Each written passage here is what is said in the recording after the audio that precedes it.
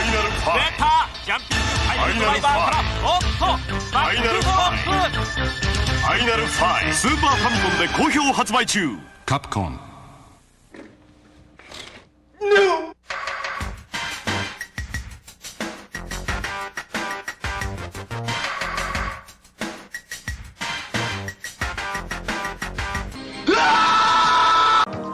でっかい速いこれはすごい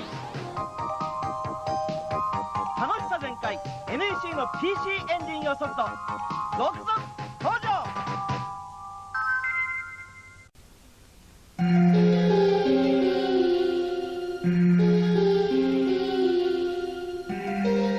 感性とは人間に残された最後の野生だと思います。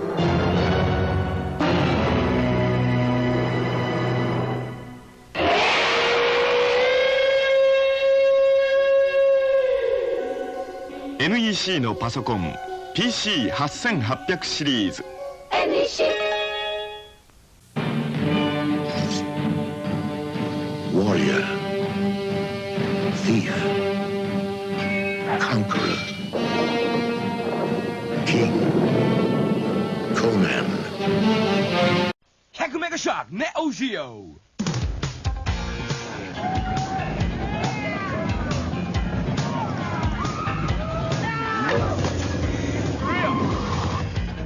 Time you got here.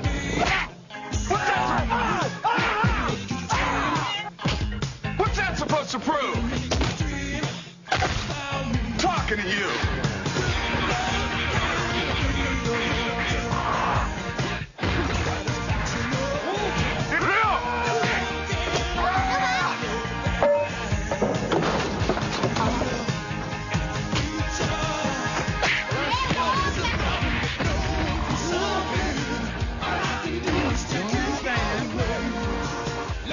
すごい奴らが帰ってきたスーパーリアルアクションゲームユーコの剣2 You're one of a kind.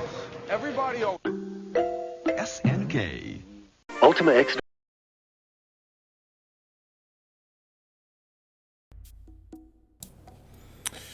I love that commercial so much. Hey, Dokenkun, thanks for the host. Alright, here we go, Savage Empire Part 3.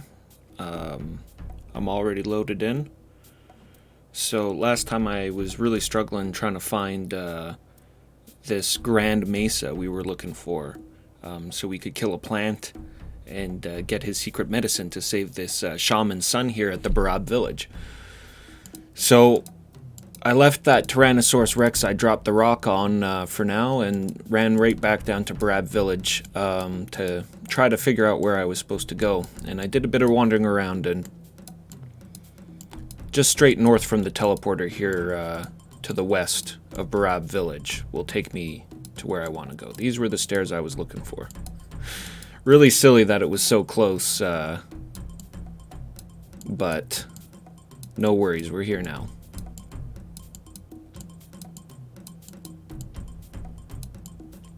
So this is one of the smaller mesas, and we go up here and see this mysterious out-of-place looking tree. And I mean, I could probably blow it up or whatever, but when I was mucking around in the game earlier, I just felled it with a mighty blow from my axe. And that gives us a land bridge over to where we want to go.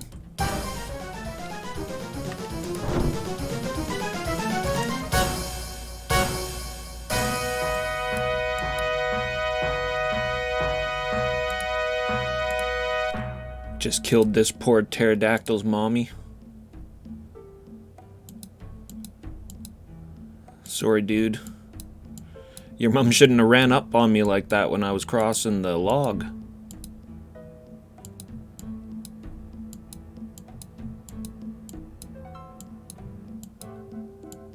I'm not here for him. We're not here to kill or disturb those dinos. We need to find us some carnivorous plant.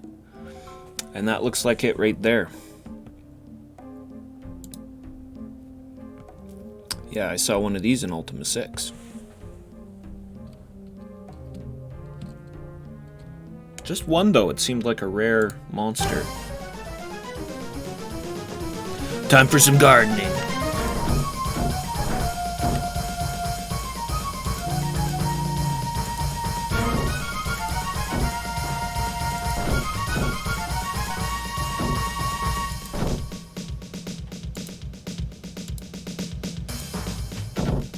We must have to attack the core here, otherwise it'll keep just growing back.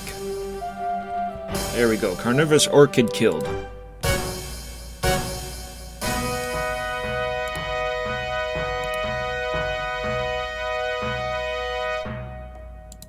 And that's what we need. Whole lot of messing around last stream just to find that, but I guess that's how it goes. Spend most of your time looking for it.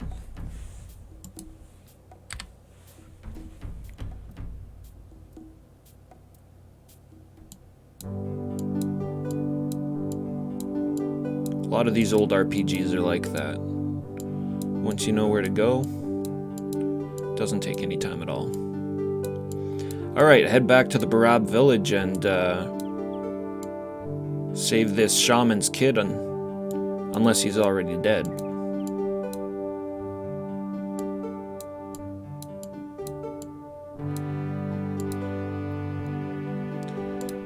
Got some Myrmidex drones down there, see if my archers can get them.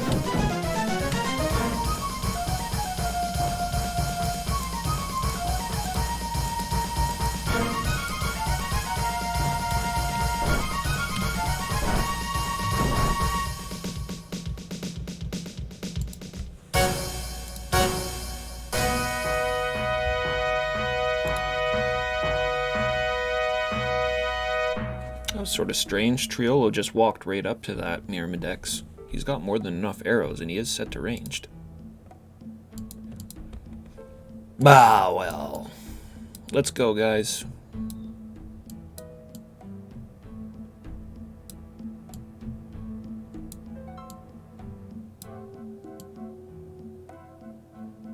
Where was the ladder down?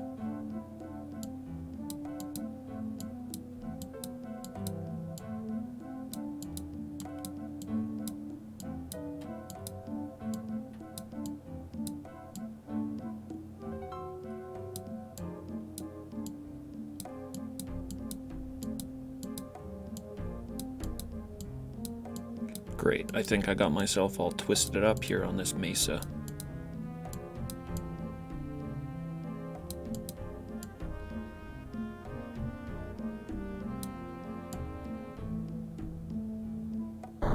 Whoa!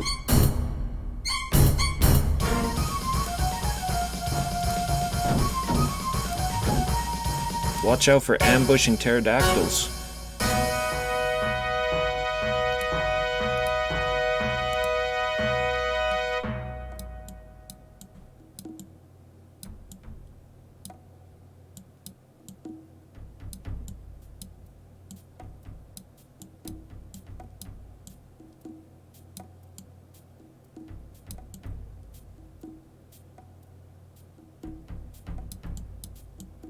Where was that log? Let me find the log, then I can find out where I was.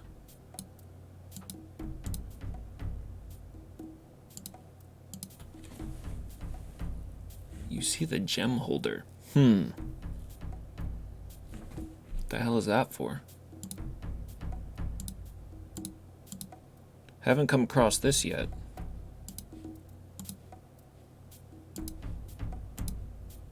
Nah.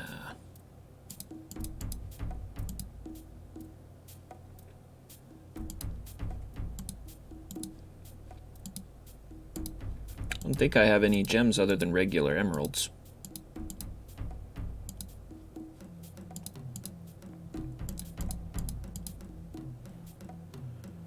Mysterious Loner, hey, how's it going? Welcome to the Ultima stream.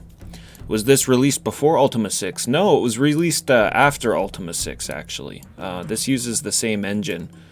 I think Origin had spent so much money on the Ultima 6 engine that instead of just trashing it after they were done with it, they made 2 spin-off titles. This one, Savage Empire, and then one after it, the Martian Dream. After that, I think they concentrated on developing the 7 engine and making Ultima Underworld.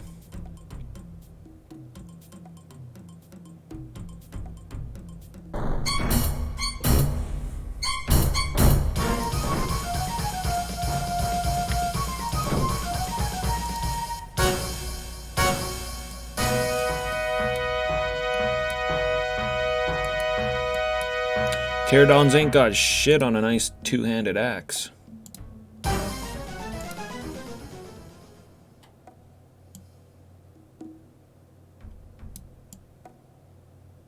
Alright, this is the log. Yeah, there's the log bridge. What's that moving in the dark? A Myrmidex drone? Up here or on the ground?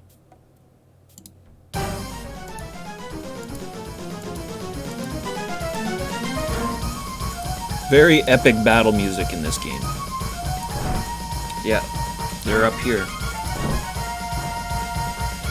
These guys here are the greatest threat in the land. The Myrmidex, man-sized ant people.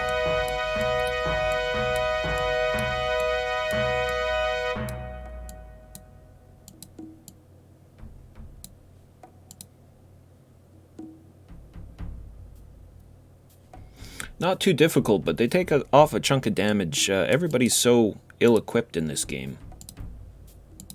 The best armor I've come across so far is leather, and I've only come across a couple sets of it.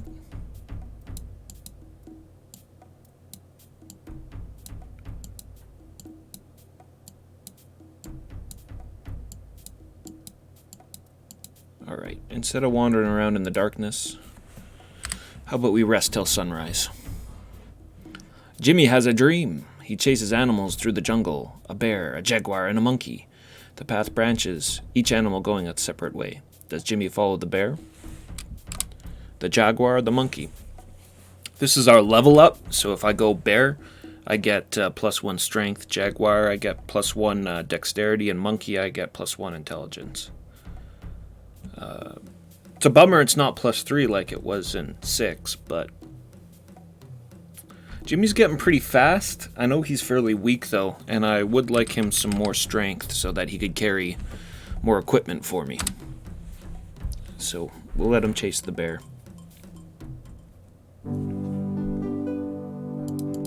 Yeah, it's a bummer I started at such a high level. I've only gotten one level, and then I max out at 8, so I'll only get 1 more. Which means the highest I'm going to be able to get my strength to is 28.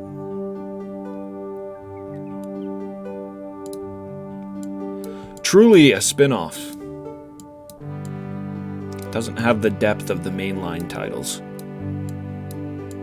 A really great game, though. I've really enjoyed this one. I think we're getting closer to the end on it, though.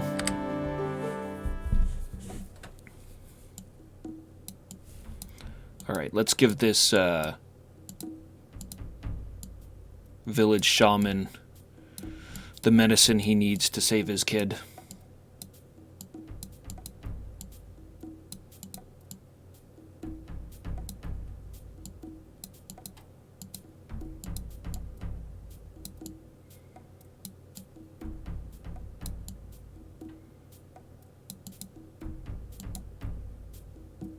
Yo, hey, how's it going, man? Good to see you. As always. Yeah, pretty much an expansion to Ultima 6. It's not, Yeah, I really like this game. 11 out of 10. Dinos, Amazons, big axes.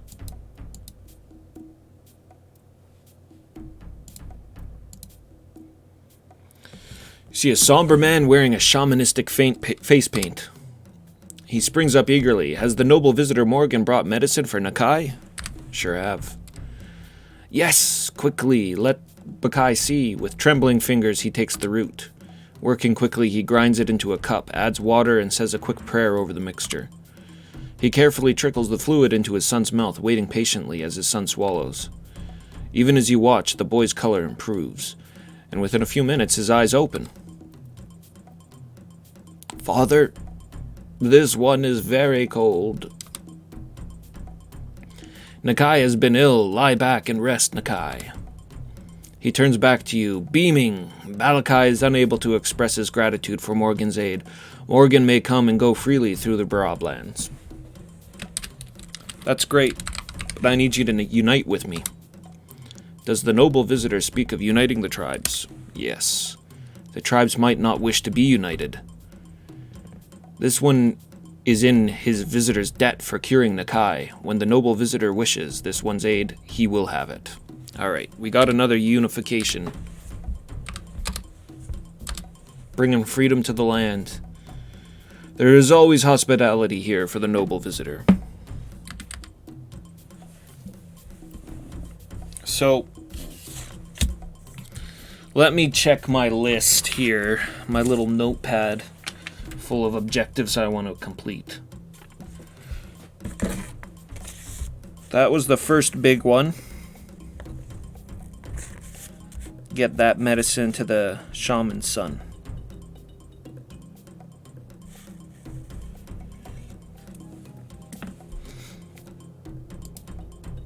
Let's talk to him about their neighbors. Oh, he's gonna give me a free heal. Mighty nice of him. Let's talk to him about his neighbors, the Sakra.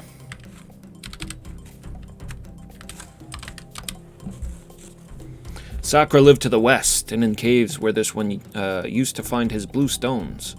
Their king is called Saiskar. Great. We don't actually need the blue stone anymore because I stumbled across a blue rock.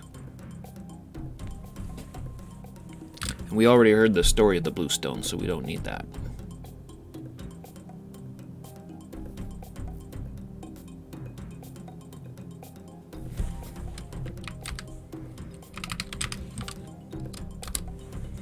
The Sakra king is called Saiskar, a mighty fighter. When Balakai was but a stripling youth, and Saiskar was a cunning, experienced warrior, they fought. They fought all day and all night. Balakai was fortunate enough to defeat Saiskar. He thought Saiskar must have died from grievous wounds, but Saiskar survived and leads the Sakra still.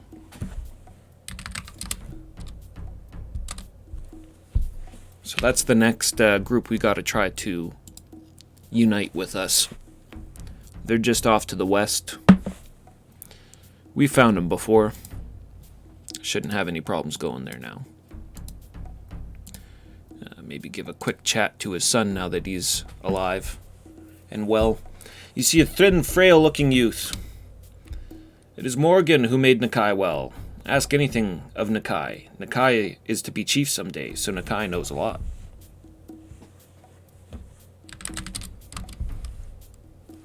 This one is to be chief of the Barab when he is of age, so this one trains in weapons and with words of wisdom of his ancestors. Morgan knows of ancestors. Long dead parents of parents and aunts and uncles of parents, and their parents and aunts and uncles back to the beginning of time.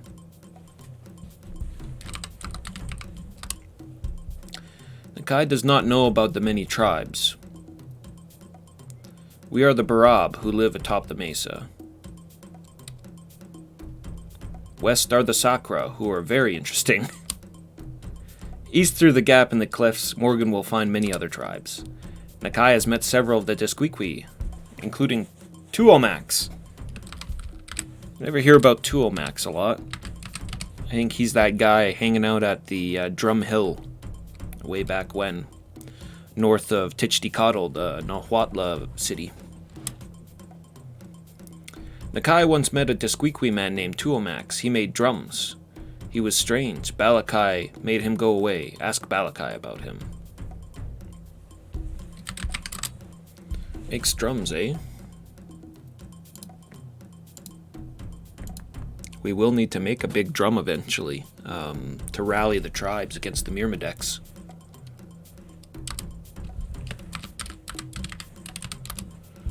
Balakai knows of a drum maker called Tuomax, a member of the Desquiqui tribe. One of the Barab warriors has sent many warriors of the Desquiqui into flight, and Tuomax came for revenge. This one, he indicates himself, confronted Tuomax and dueled him. Though Balakai received many poking fingers from Tuomax, he convinced Tuomax that he had removed Tuomax's mind and placed it into a blue stone, and Tuomax believed. This guy does that a lot. Tuomax was so delighted to be free of human intelligence that Tuomax thanked Balakai and left. Good old Tuomax.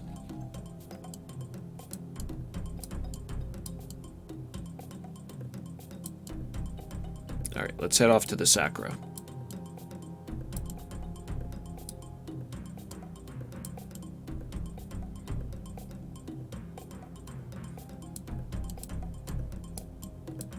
Badass jungle beats.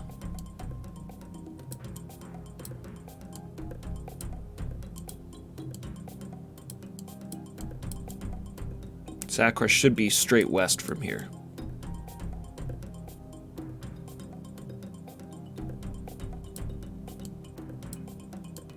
Yeah, there's the blue stones. Oh shit. Man, that song always freaks me out when it kicks in.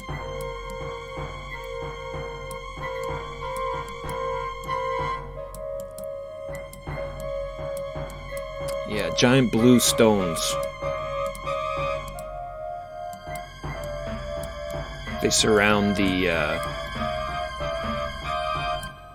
lizard clan's lands.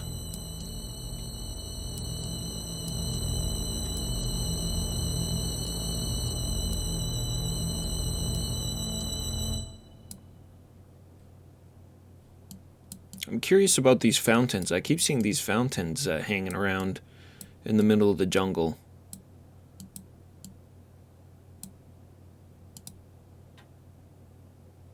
Let's just rest for sunrise.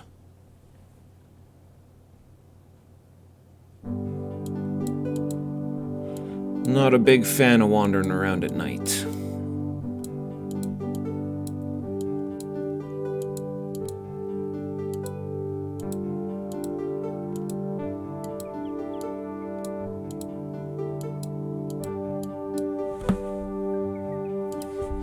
It seems like I should be able to use it or something, but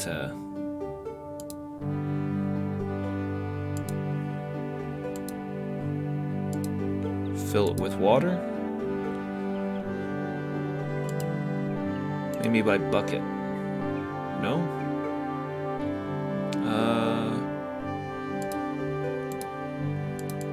Let's move it up the line. Give it to my guy and see.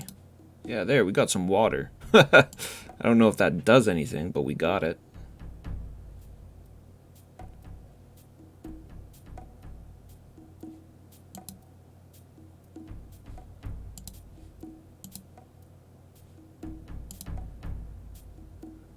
Just dumped a bunch of water on top of Triolo.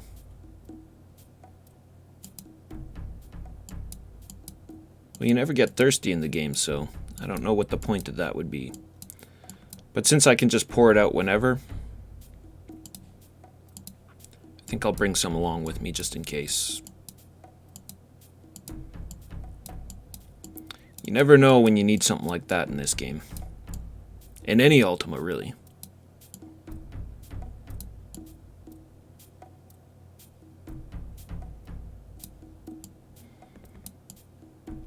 Alright, these are the lizard caves.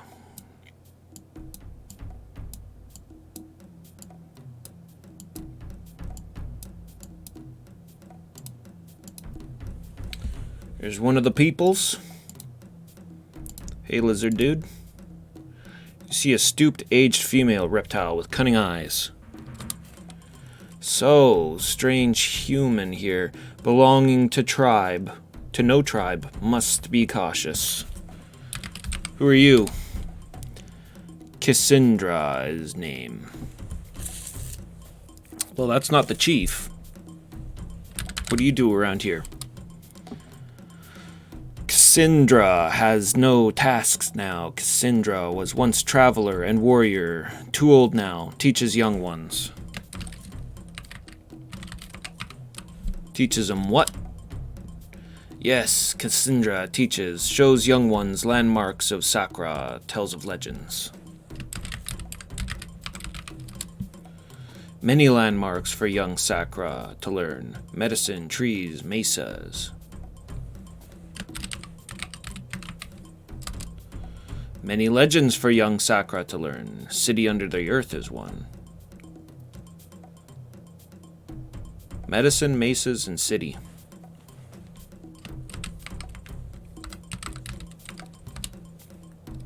Green fruit grows on trees in north part of valley.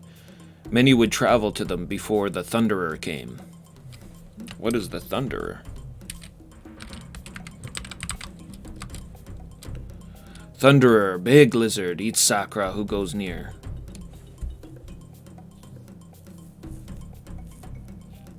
Cool.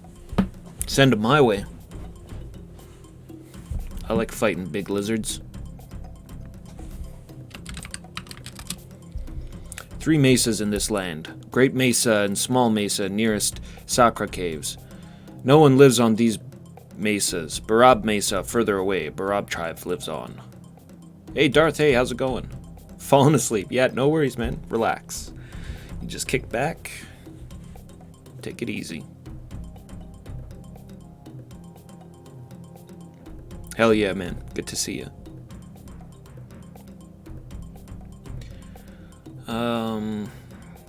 Alright, well. What do you guys think about the Barab? Humans, like you, live on easternmost mesa. Well, at least they're not at war. Talked about some hidden city underground. Tell me about that. Legends say that the Sakura once lived underground, near a huge city, near Great Mesa, lost now.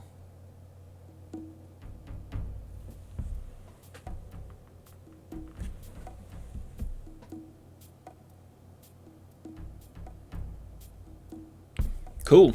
Well, I feel satisfied with that conversation. So open up the clue book and have a look at this town.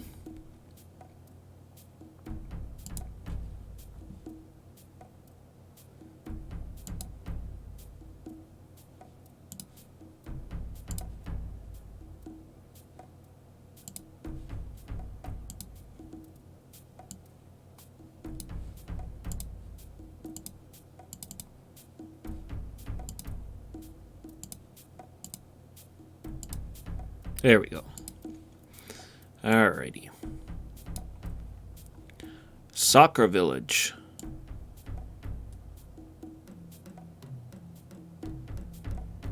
There we go. 3 caves and a big network inside. What's it like? The Sakura, as mentioned earlier, are a race of bipedal reptiles who behave remarkably like human beings, to the point of making weapons and feuding with people, distinctly human traits.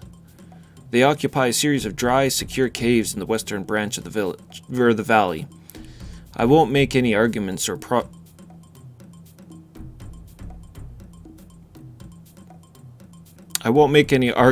prove their existence. When you go there, you will see them, and that's all the proof I intend to offer. In spite of their fierce appearance, the Sakura will not just attack and eat you, they will talk to you. So don't presume when you see one that you've just found yourself a fight to the death. Their chief is called Saiskar. He's an old, gamey warrior reptile, with very much in charge of his people. Do not attempt to argue with his delusion that the Sakura are the most perfect race ever to slither across the earth. Talk to him about blue stones. his troubles with the Thunderer, and uniting the tribes. There's an old Sakura teacher named Cassandra, who is a teacher of Sakura children. She sleeps in the Sakura caves at night, but is usually wandering around the western branch of the valley during the daytime. Finally, there's a powerful Sakura warrior named Kista. He's a young male warrior who often wanders around the central jungle area of the Valley of Eoden. He's willing to accompany outsiders in their explorations. Ask him to join you.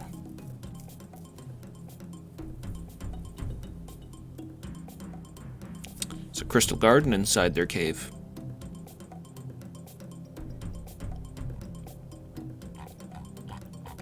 So what's interesting about the Sakura, and it's detailed in this book further above, right up here, in the ancient history of Eoden. The Sakura are kind of like an evolution of these ancient peoples that lived in the Valley of Eoden, the Kotal, who are, I'm guessing this is a Kotal right there.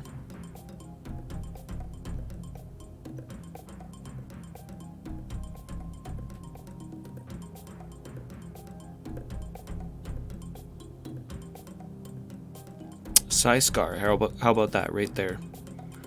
That's the guy we're looking for. That's the lizard chief.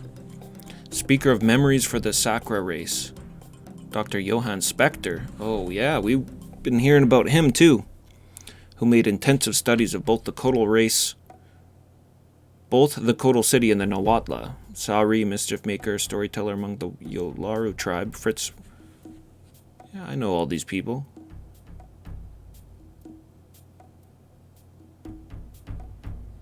I guess it's saying that those are the people that provided the sources for this ancient history.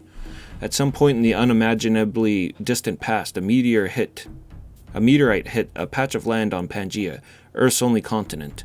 This meteorite was originally what the Avatar calls a moonstone, a glossy blackish rock with some unusual energy properties. In some unknown way, according to the Avatar, a moonstone can exert influence over the very fabric of time and space. Pangaea, over a period of millions of years, split off into numerous separate continents. The fallen moonstone ended up on what was to become South America, possibly the Amazon basin somewhere. During this time, a species of dinosaurs was evolving towards intelligence and civilization. This species probably resembled the savage Deinonychus at one time. But when the evolution was through, it became the Kotal, an intelligent bipedal tool using race resembling humanity in its size, inventiveness, and foolishness. The Kotal apparently were very mystical creatures, able to send and find sources of mystical energy, which the fallen moonstone was in abundance. They found the moonstone, moved it to their community, and began to commune with it mystically.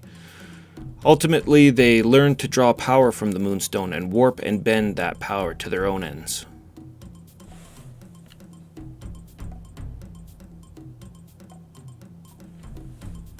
As the Kotal manipulated the moonstone, it changed.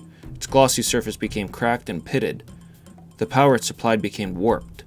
As the Kotal drew more energy from it, it began to exert other stranger energies in all directions. According to Professor Rafkin and Dr. Spector, it's these energies which allowed the animal and plant life forms to survive in the Valley of Eoden, which when they perished or evolved into new life forms in the outer world. The Kotal, meanwhile, became very ambitious people. They utilized the moonstone to create a race of automatons, metallic servants powered by moonstone energies. First, these automatons, Rafkin theorizes, were shaped much like the Kotal. Some combat or heavy work varieties may have been shaped like dinosaurs. Dinomechs? With the automatons, the Kotal built a haven, an underground city, a place impossible for most larger species of the valley to invade. They filled the place with marvelous devices powered by the moonstone.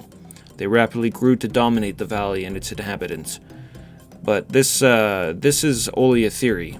It appears that they did not venture far beyond the valley and were probably unwilling to go out into the world beyond the range of the power supplied by the moonstones. Interesting. The Kotal created the Myrmedex.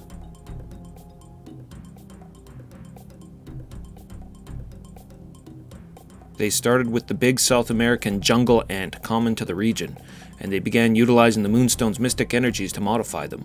We don't know how long it took, but eventually they were successful in breeding a race of super ant, man-sized intelligent insects, which they predicted would retain the ants' work habits and tirelessness. Unfortunately for the Kotal, these ant things, which Professor Rafkin calls Myrmedex, from Myrmidons, the ant-men warriors of myth, also retained the ants' killer aggressiveness. Ultimately, they rebelled against the Kotal. We don't know how long it took for the species' creation from its creation to its rebellion, but Dr. Spector believes it was thousands of years, and theorizes that the earliest Myrmedex were the perfect ant-like servants the Kotal wanted. But they messed with it too much, they played God, and then they turned into these suckers. Humans came, Neanderthals. So I think the Valley of Eoden is actually someplace on Earth, not like another planet or a land.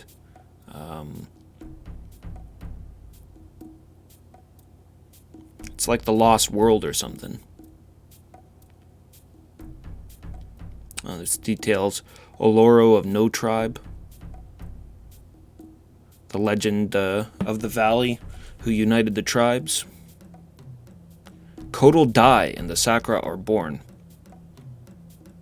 About 1,000 years ago, the Myrmedex were finally powerful enough to invade the Kotal city. Their mission was the extermination of the Kotal, and they nearly succeeded. The remains of the Kotal city are littered with innumerable bodies. However, some of the Kotal got to safety. Bereft of their moonstone power and their beloved city, they swiftly descended into barbarism, backsliding to a technological and cultural level similar to that of the humans of the valley. They became the Sakra, who still live in the western region. So Kotal looked like lizard dudes. Or they became to look like lizard dudes. These are the great events that shaped the Valley of Eoden. Since the death of Kotal City, things have pretty much been unchanged, with humans, Myrmedex, Sakra making futile war on one another, surviving from generation to generation. Doubtless, with the intrusion of modern man to the scene, things will very quickly become different for the citizens of Eoden. Definitely. Lots of dead bugs laying around now that I'm around. Alright. Didn't really mean to get into a history lesson there, but that was good stuff to know. So that would have been the underground city that Cassandra here was just mentioning. The city of the Kotal.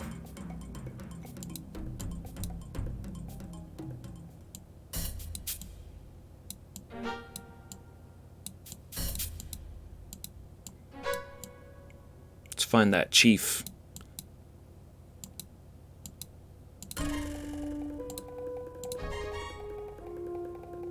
Two-handed hammer. I think I'm good. I got my fire axe.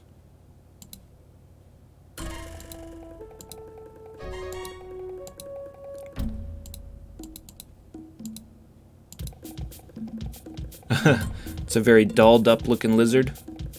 You see a man-shaped reptile with intelligence in its eyes. The thing eyes you suspiciously. Yes, human? It hisses something at you. It doesn't sound menacing, but if that's its name, there's no way you could say it. This one seeks food for the young of the Sakra, tries to think of a way to slay Thunderer. These guys have a dino problem.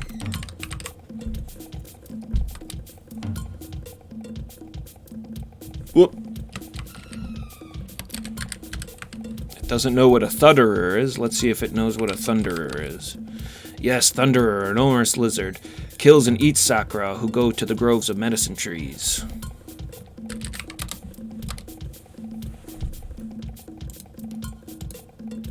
Yep, just the generic villagers of the Sakra tribe. probably the male variant there. Why they look so sad?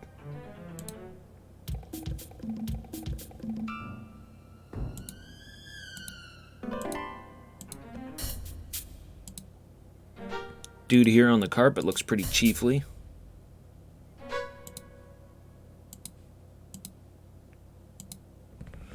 See a sly but aged male of the reptile man. So, you're Morgan. We hear of you're the Morgan we hear so much of. You travel, you quest. Now you're in Sacra lands. What do you want here, eh?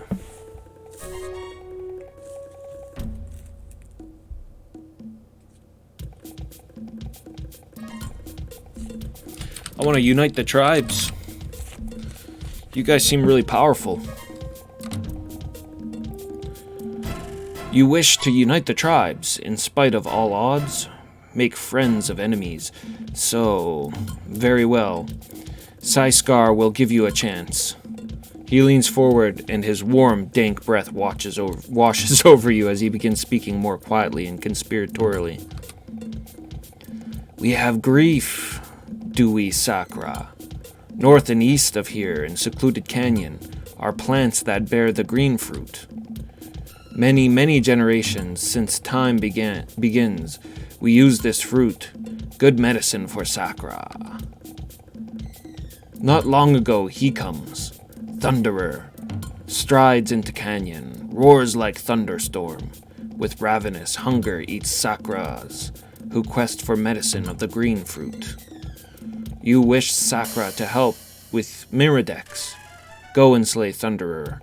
Restore to Sakra a safe way to our ancestral grove. Do so, and our aid we give to you. You will need a drum to unite human tribes. Do you know story of drum? No, not really. A little bit, maybe. I know Tuomax makes drums, that's about it. Oh shit. I didn't mean yes, I do know. Good. Jimmy whips out his notebook. Don't strain your brain to remember that, Morgan, old pal. I'll just jot it down in my notebook here. Jimmy always quick with the scoop.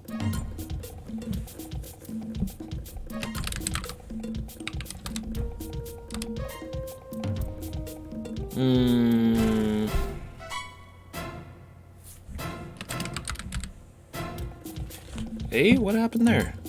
I was gonna ask him about drums since I missed that.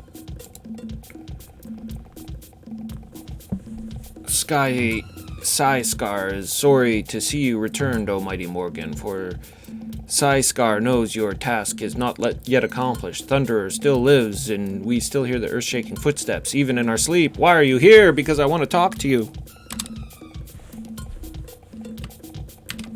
You were talking about drums earlier. Yes, great drum of humans. In ancient past, humans live in peace. Stories say, every year chiefs beat great drum and summon tribes for talk and dance. Then war breaks out. Humans war on selves, stupid humans. You want to unite tribes, must get help from all chiefs, must also have someone build a great drum on Drum Hill.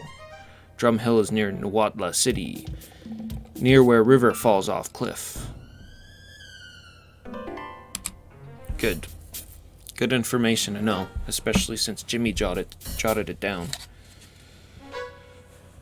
And what was the other one? Yeah, I want to talk to him about Thunderer.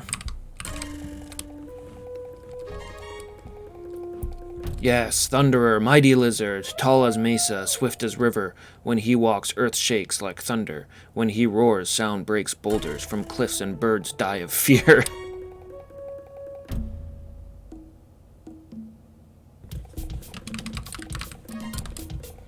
Green fruit grows only in the trees of the north part of this valley, a strong medicine for the Sakra. Does nothing for other tribes. Green fruit to the north and a giant lizard. Could they be talking about the Tyrannosaurus Rex that I tried to drop the boulder on?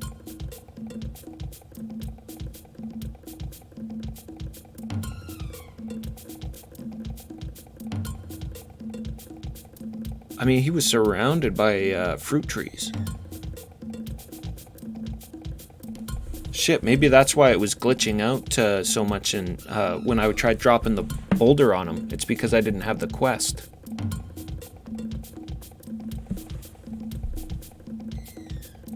That'd be sweet if that's what I gotta do, because I know how to get back there.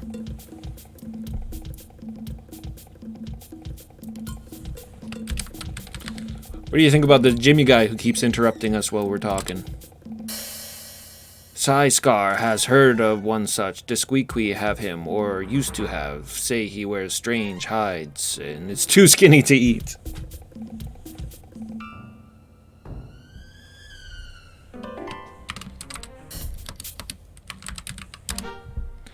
Blue stone is very nice. Barab shaman came to look once. Struck stone with hammer, made smaller blue stones. Scar did not care. Is much blue stone.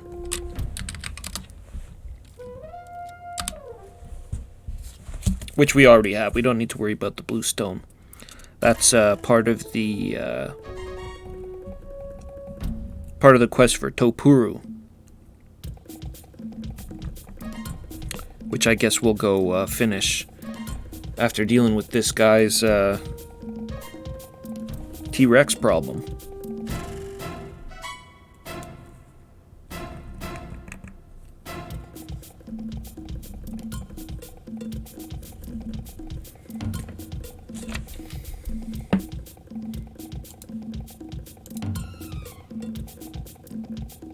Hey, that guy looks different. Who are you, man? You see a handsome but fearsome looking reptile, man. What does human want? I am Kista the Great. Okay, this is the guy. It's apparently another party member. Not that it matters, because we're all fulled up, but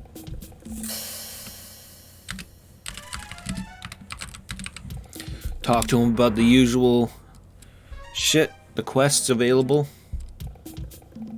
It's the blue stone in Caves of Sakura.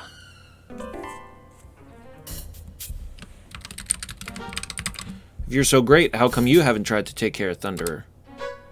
No, he doesn't want to talk about that.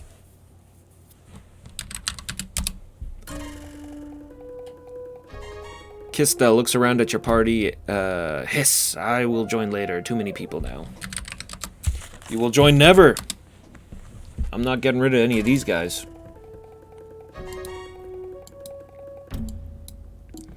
Especially not Triolo, Shamuru, and Dokre.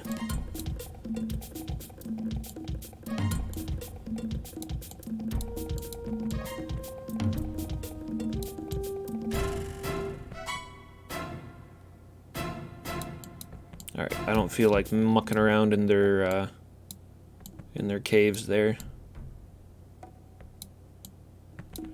Getting to the point now where I'm well stocked up enough with items, I don't really need to worry about getting more reagents and stuff anyways. Though I guess maybe they had armor in there. I could really use some armor.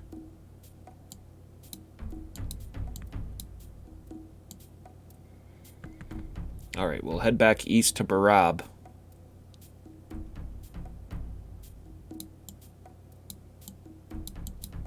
And then I can follow the cliffs around to get back to that T-Rex. The Thunderer.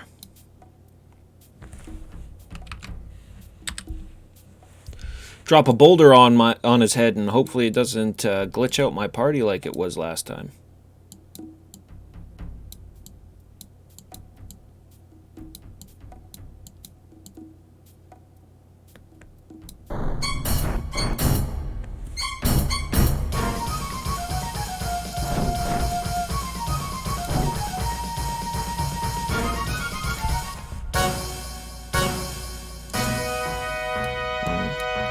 Might be worth actually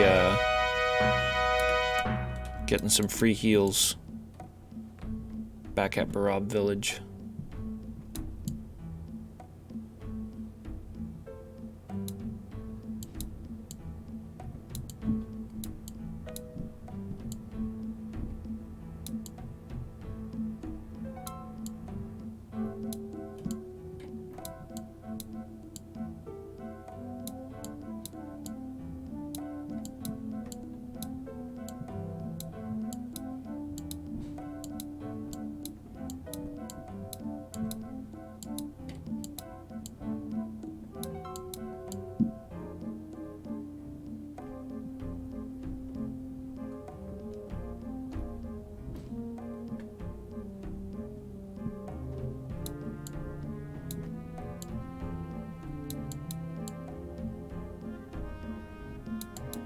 right up here.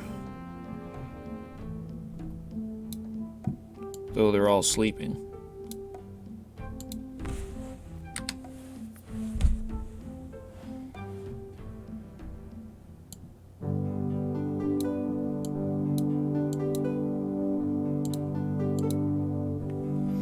How's it going, man? I need some heals. Balakai welcomes Noble Morgan, hero of the Barab, savior of young Nakai. He sees someone's hurt. Heal them all up.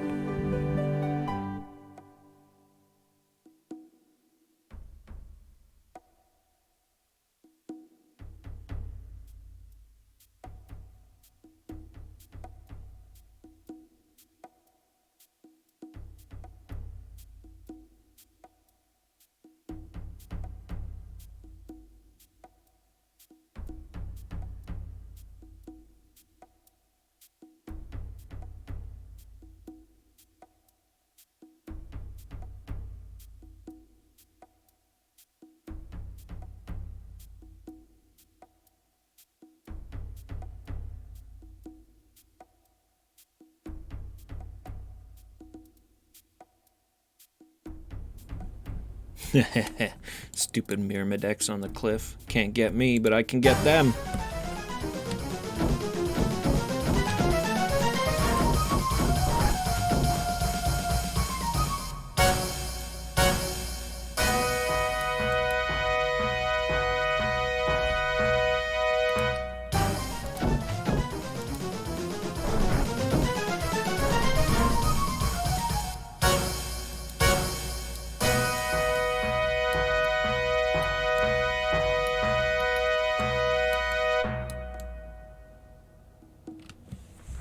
Yeah, if I just follow along this cliff here to my left, it'll take me more or less in the area I'm trying to get to.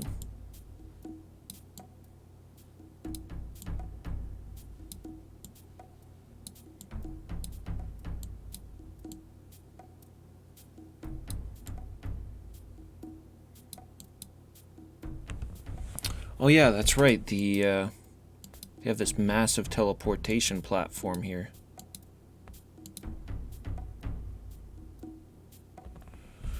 Oh, I bet you I could have actually just jumped in the teleporter back at Barab Village. And it would have just brought me all the way up here. Ghost Gloam, hey, how's it going? Good to see you. Welcome to the stream.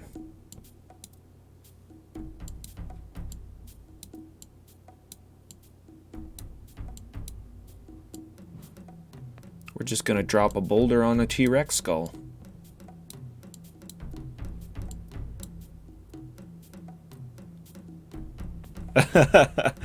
Yeah, they're pretty, Ultima games are, like, really vague.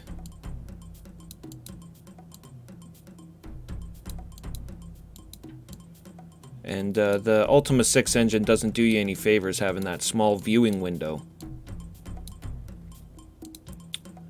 But they're good ones.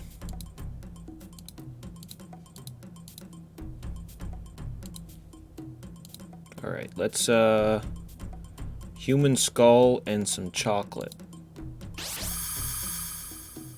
Give us a little bit of light. And, let's get a bird's eye view here so I can get my bearings. Where is this?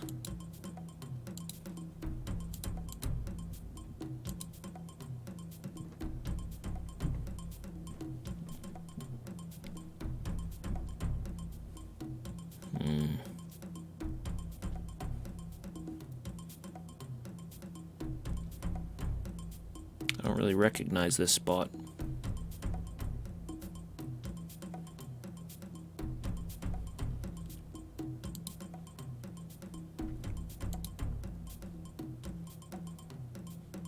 Yeah, it's a good one.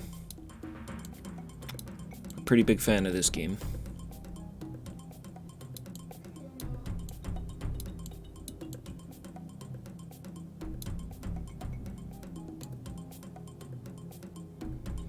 Pretty big fan of this game when I'm not getting completely lost in it.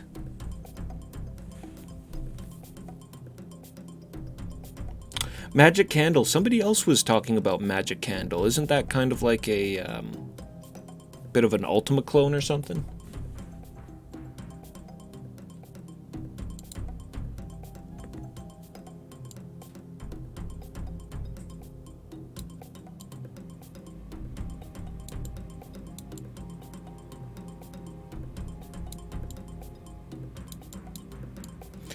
No, I don't want to go east. So even though I'm a little bit lost, I want to continue on west. Yeah, this is where I'm trying to go. This is right. I recognize this.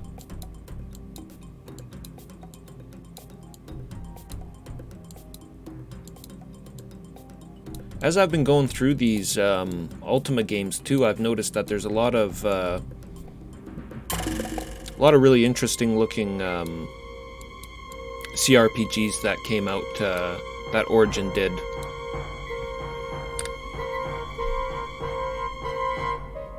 They have a lot of crossover characters that they bring into Ultima. One of them was, oh, what was it? And I have to look it up now. It's killing me. Sigelian was a team member from Ultima 6.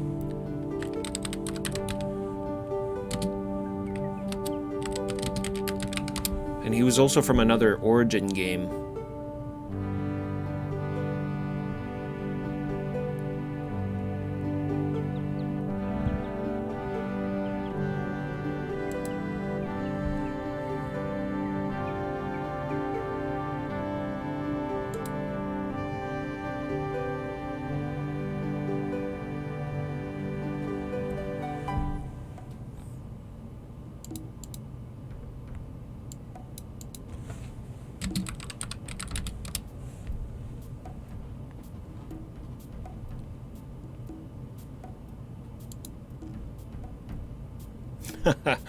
Whatever.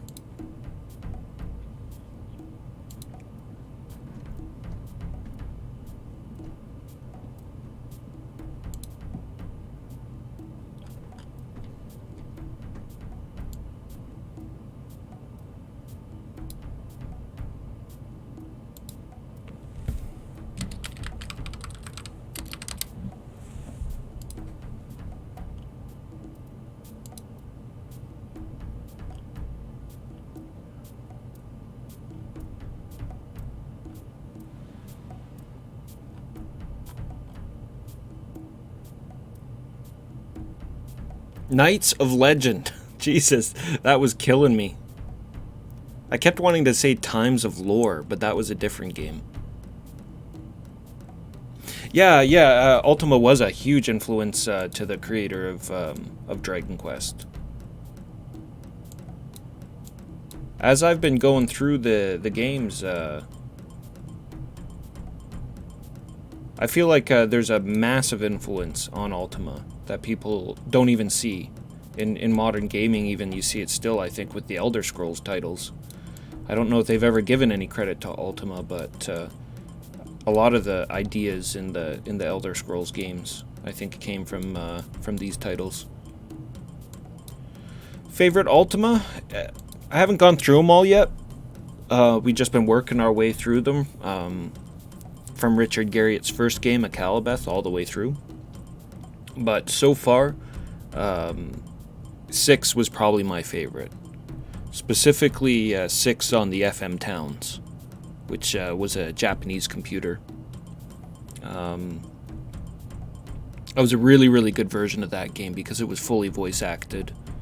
And you didn't have to type in your questions.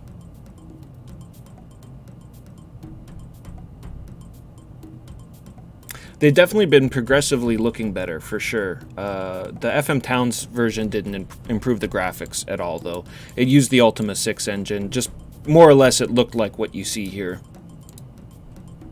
There's our guy.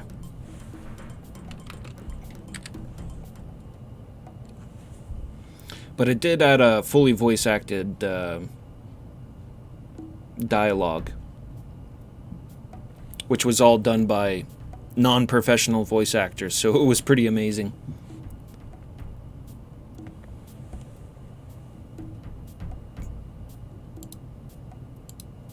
Alright, we want to drop a bomb on this, beside this boulder. And it should drop down and kill the T-Rex. Now, the problem I was having last time I did this was my party members were dropping out when I did it for some reason. Like, it was a weird glitch. But now that I actually have a quest to do this, hopefully it works.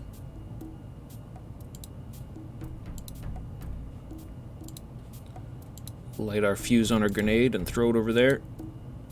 And hope for the best. That never gets tired.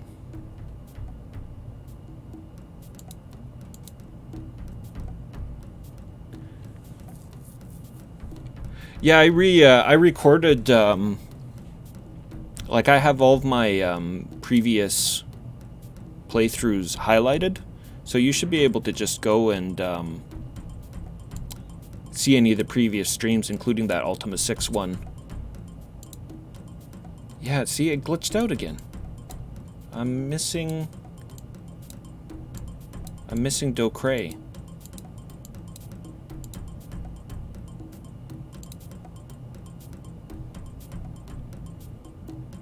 If you'll notice, he's not there on the side anymore. And he won't move with me. So then I talk to him and I say, hey, join up. And he'll go, I'm already with you. And if you tell him to leave,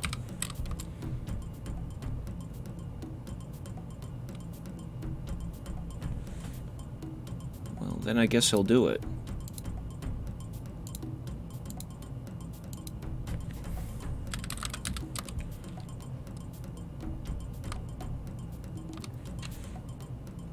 Only he didn't.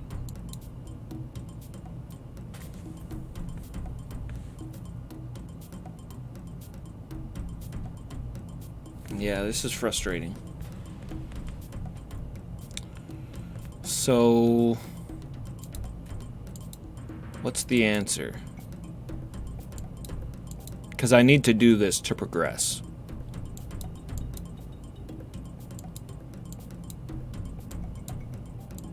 But obviously I don't want a glitched out party member. I'm gonna go back. I'll leave him there. And this will be the first thing that I try. I'll go back to the warp gates. Yeah, I know, right?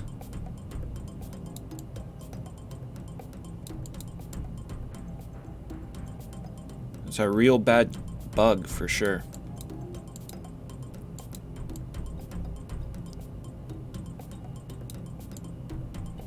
My only two ideas are that maybe if I warp out, he'll just come with me. So I'm gonna try that.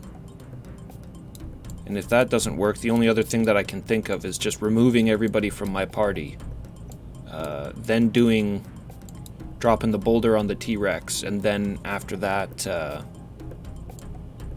rehire them all.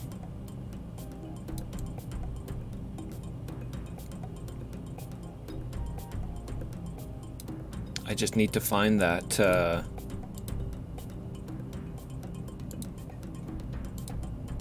warp platform again.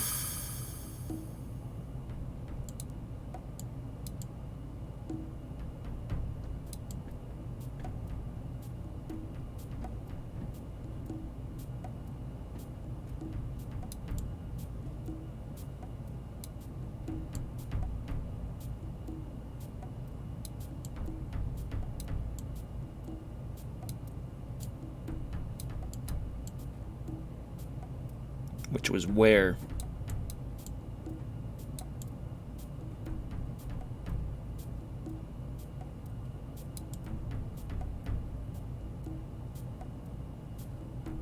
Down this way some, I think.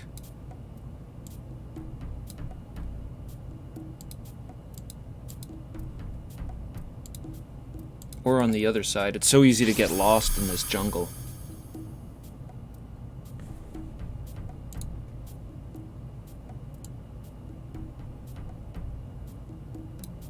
Yeah, here we go. Doesn't really matter where I go, I just... Hopefully he came with me. Nope. He sure didn't.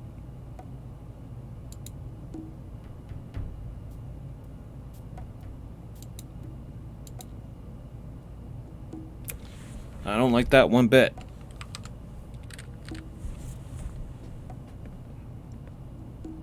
So then the only other thing that I can think of is to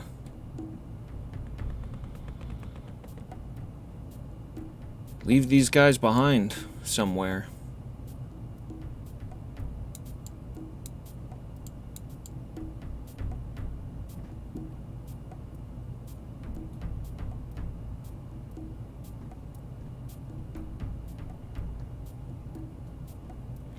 I think something strange happens, like the game, I think, is registering that when I blow that boulder up, it's like it thinks that I'm on unstable ground or something. So maybe I'll try putting them on the ground and leaving them there. Hopefully they don't disappear.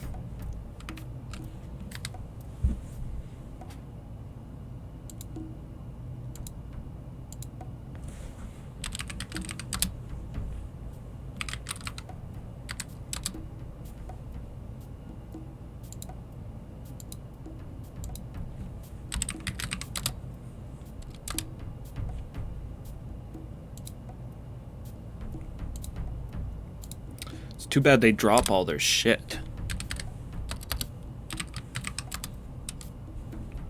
Means I'm gonna have to take the time to pick everything back up.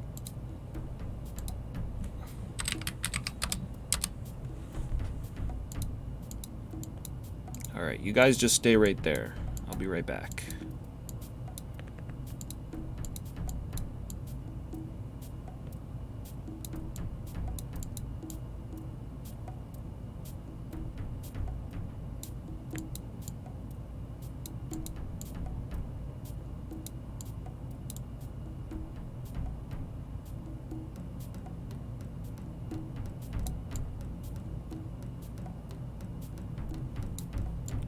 Got a T-Rex to blow up.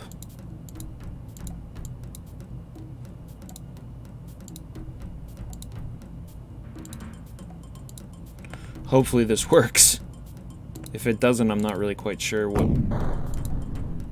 what the solution is.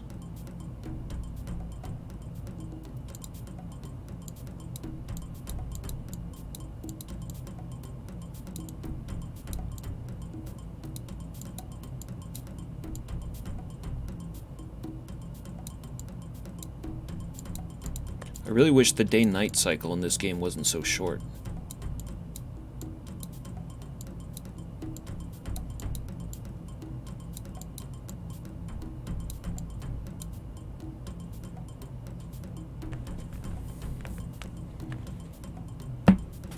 Sorry, the game kind of hangs up a little bit sometimes.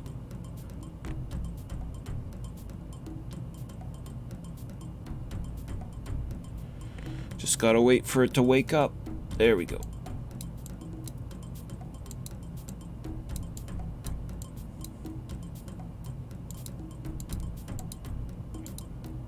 Alright, those bastards better not have left. They don't stay where you drop them, so... Good! Fellas, you're still here. Great. Docray, join up. Oh. See, this is the issue. Docray will join with Morgan when Morgan is on firm ground.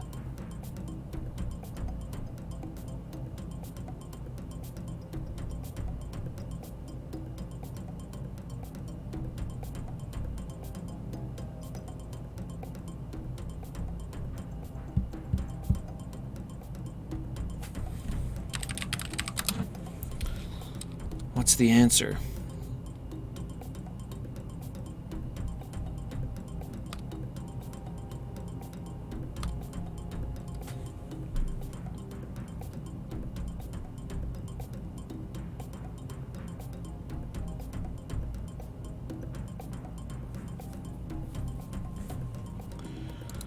This isn't game breaking, but like that it's gonna be really weird having a slot in my party taken up when there's gonna be nobody there. Not when I'm on that rickety thing.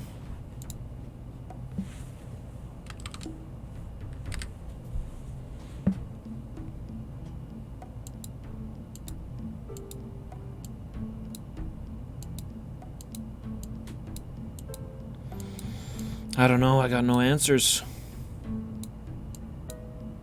Why does it think that I'm on a... It's like they're talking to me like I'm on a raft or something.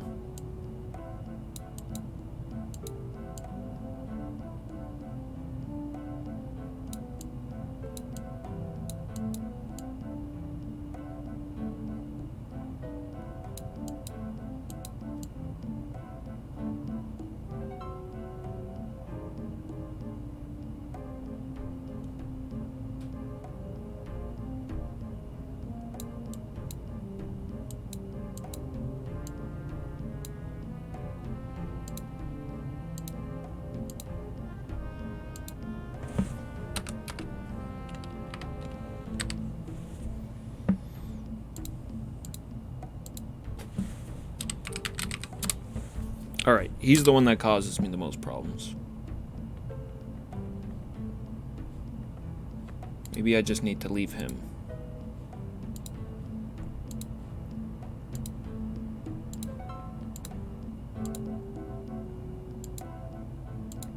Ah! I'm blowing myself up.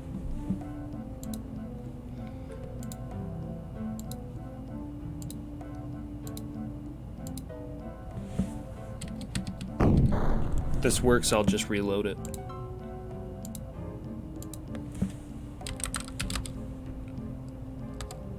Hey, he joined. Nice. Oh, but now I'm missing Shamuru. Yeah, and he's not following me. What the hell?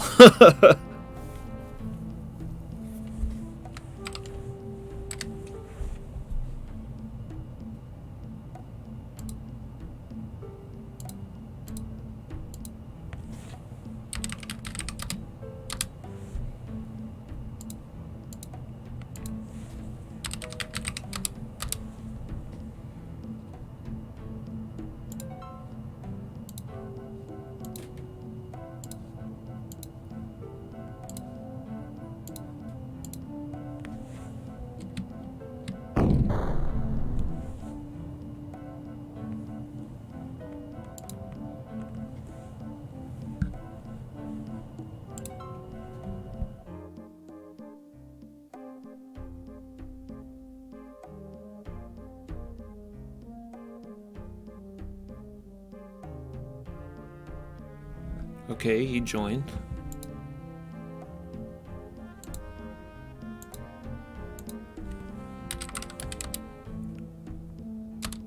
He joined.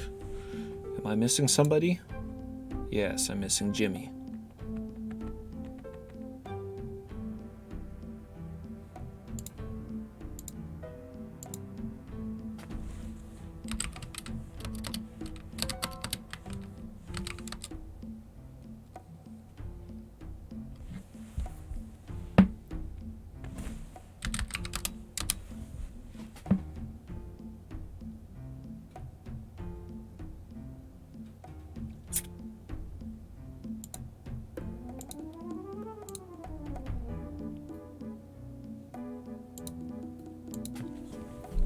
I'm at a loss.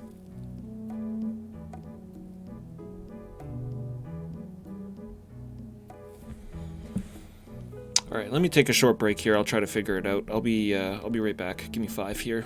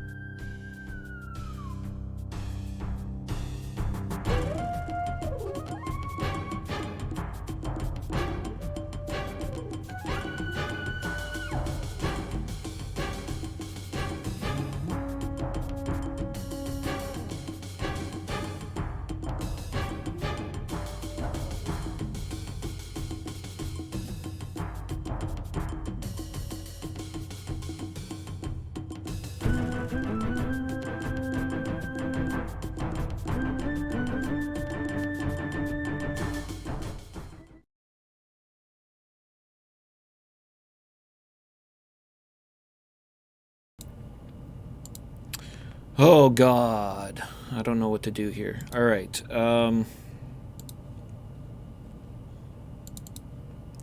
Hopefully this works.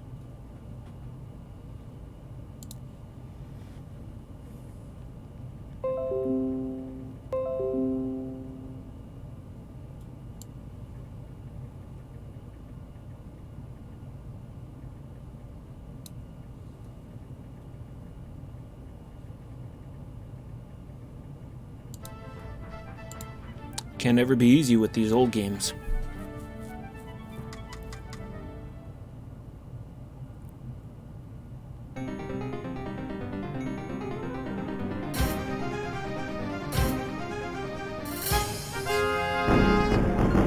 Bum, bum, bum.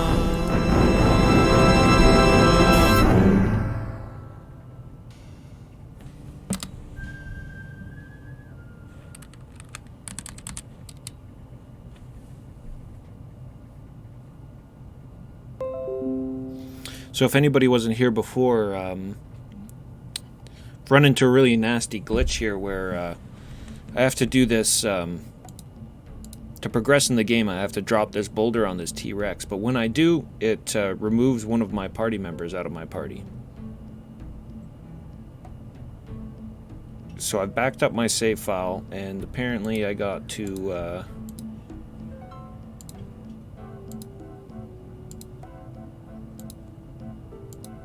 gotta bomb the T-Rex.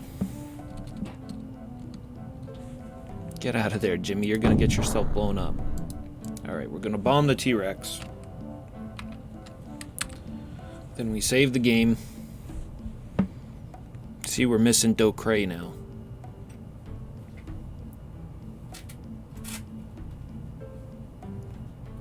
And, what does it say? Somebody else ran into this problem and came up with a solution. So after you kill the Thunderer, you save your game. You don't need to quit. Just launch your hex editor. Now I need to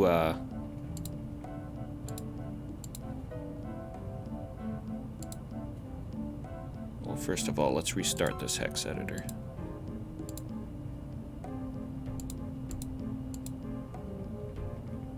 Open the file.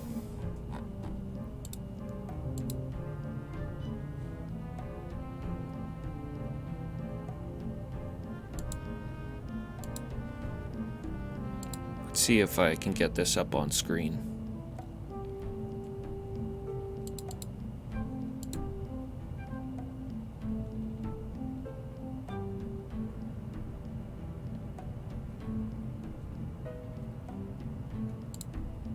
Just in case somebody who knows better than me catches me doing it wrong.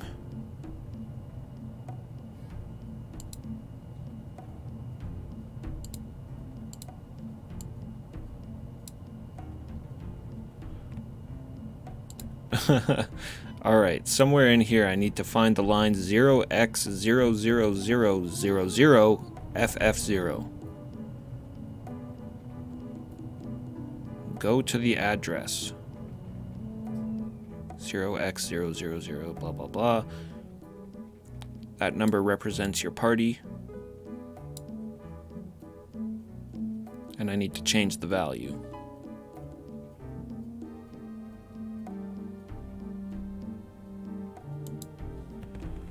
So where is that?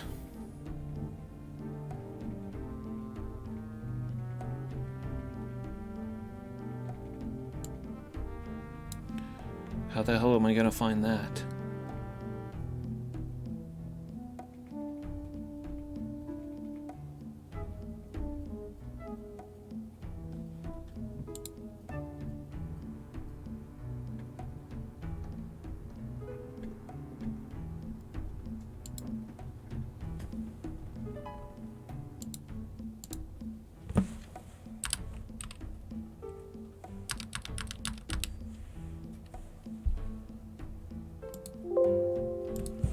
Great.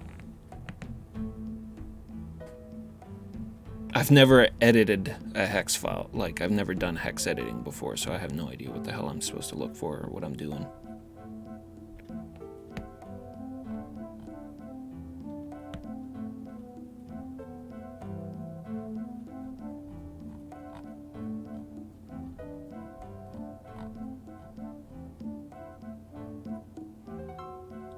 Oh, hey.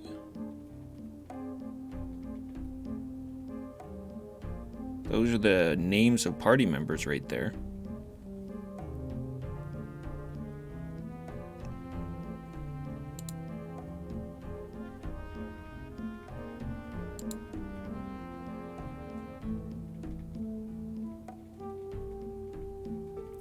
Is this it?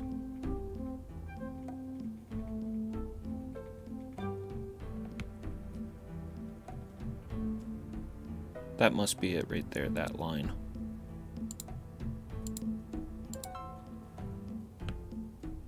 So then what do I change? This 4? Because the issue is that I have 5 party members and it's only showing 4.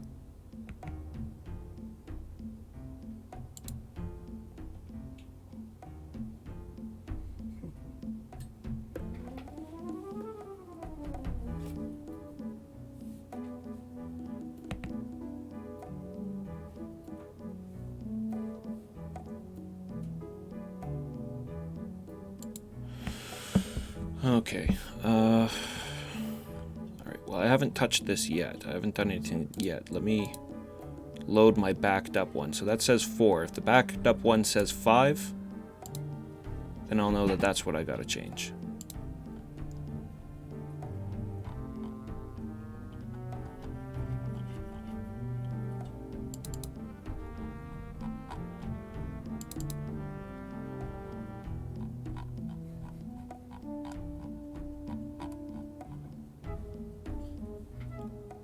Yeah, right there. 5. Okay, so that is the line I have to change.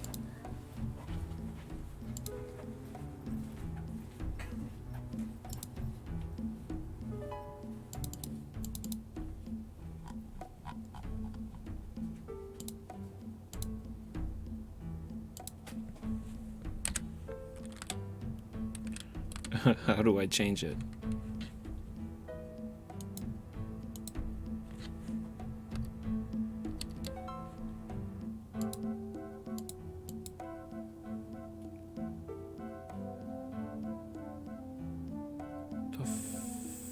Fucking...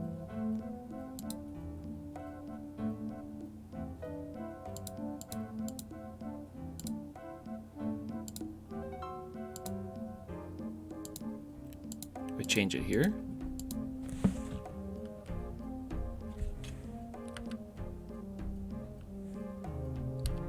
Oh god. Oh man, this is such a mess. Cancel.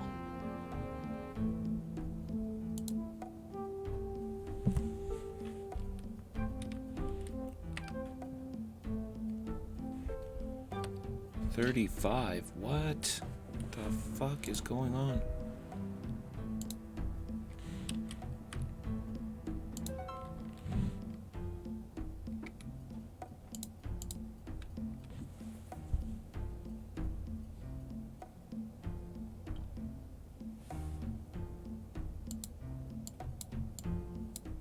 Why does this say 30?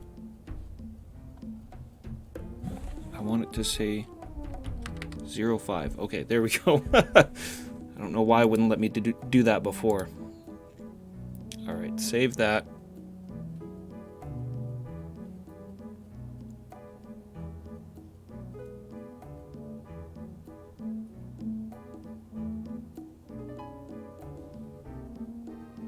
And that should be it, right?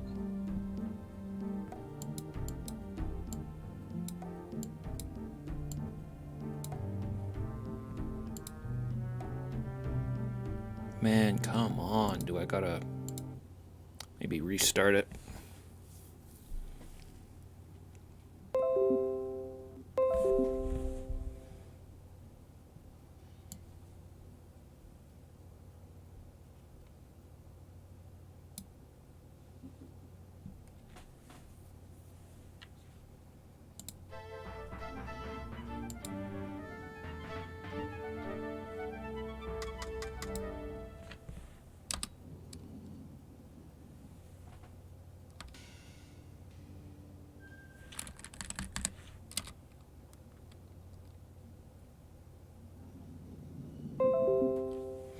Hopefully this works.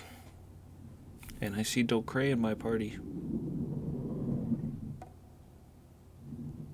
Oh man. I can't believe that worked. Wow. Alright. God, back up and running.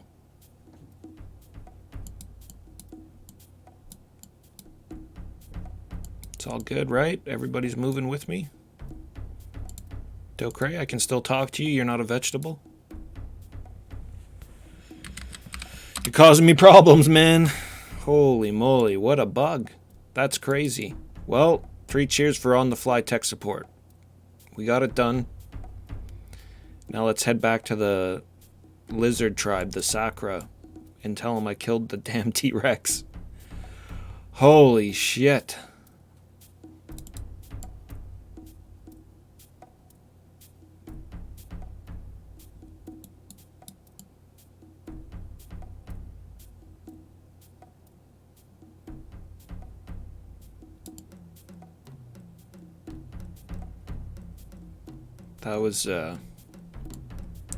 That was intense.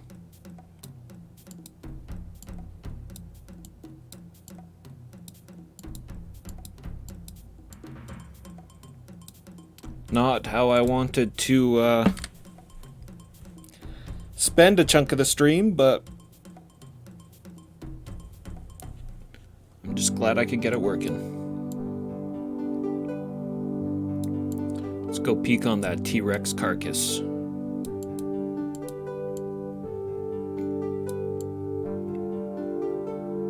Maybe pick some holy lizard fruit. Kill some ants.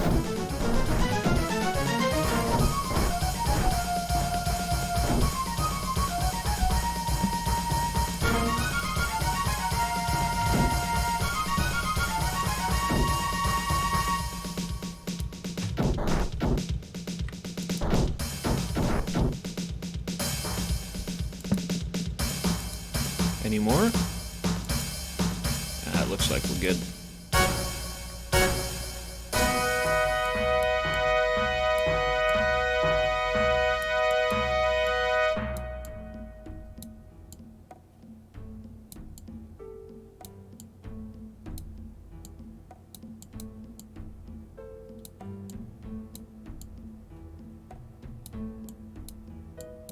All right. Here's our fruit. Oh, I guess that's what's left of the T-Rex there. Somebody got to him before I could. And made quick work of him.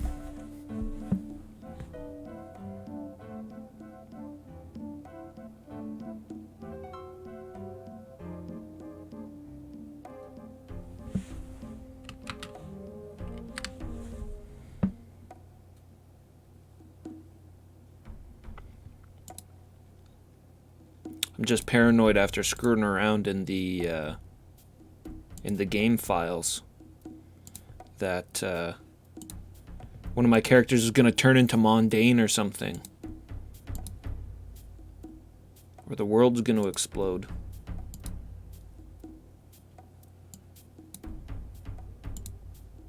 Let's grab some of this fruit for my troubles.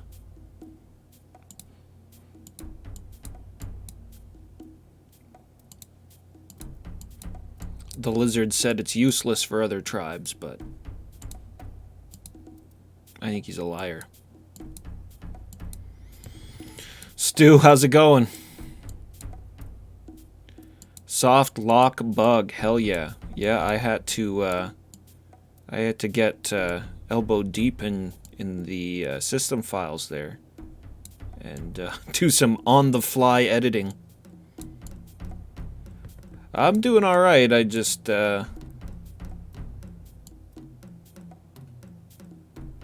never done hex editing before, so that was a little intense. The biggest battle in this game so far. Figuring out how to get my damn party member back.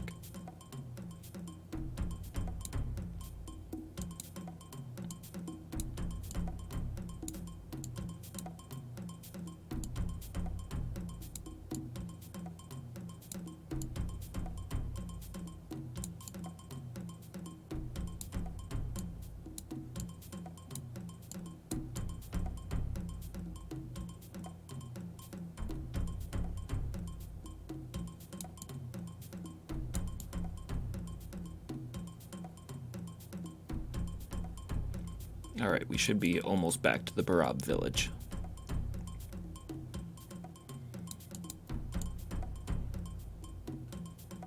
I'm surprised no ants are attacking me. Usually I'm getting hordes of ants attacking me in here. I'd actually like it. We've got pretty good health rate now. I could go for a fight or two.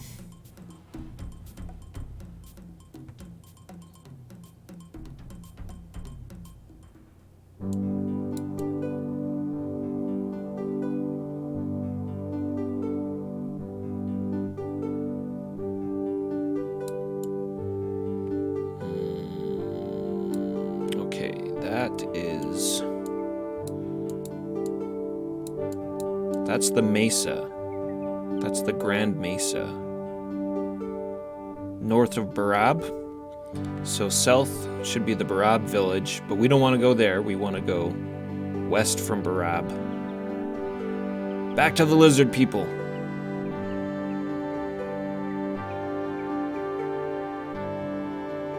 Tell them I killed the damn T-Rex terrorizing them.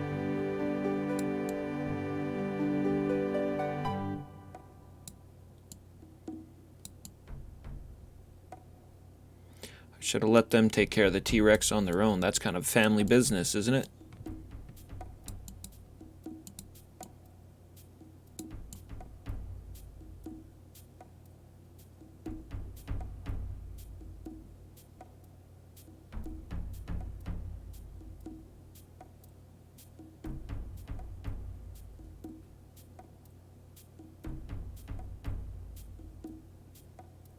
Yeah, let's go in this one. This is really close to the chief. See an article about a guy's party member being turned into a horse. Yeah, that happened to me as well. When I left, before I tried hex editing, I just got killed. I got myself killed after I did it. I think I did that last night, or the other night when we were playing. And when I got warped back to Intanya's house, one of my party members was a horse, and I couldn't move anybody, and it was just going from day to night. Time was passing and I could do nothing.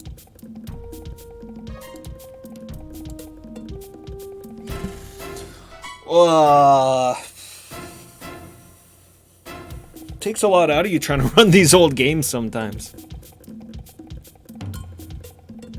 Yeah, thank God somebody out there had the same problem as me and came up with a pretty concise guide on how to solve the problem. All right, you sly reptile.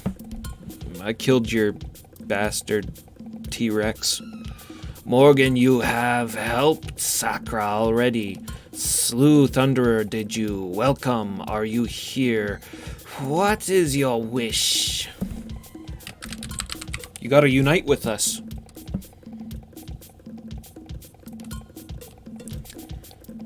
Saiskar will stand by Morgan when the drum sounds to unite the tribes. Alright, I'm happy with that.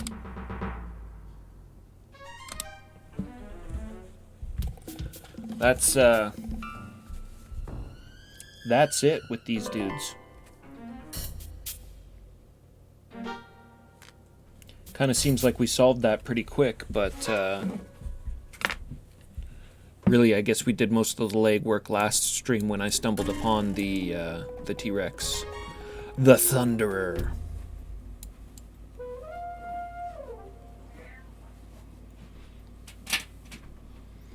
So we can move on now. We dealt with the Barab, we dealt with the Sakra. Let's check our world map here. There's nobody else over here. We did the Desquiqui. I still haven't dealt with the Nahuatl yet. The Hakur or the Jukurai? But,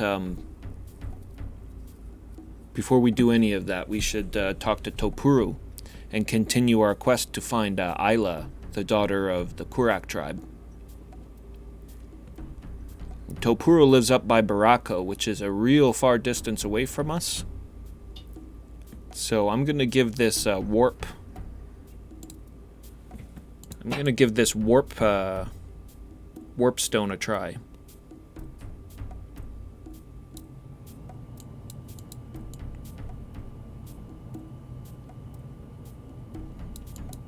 And there should be one that leads me to the warp hub right next to the Barab village.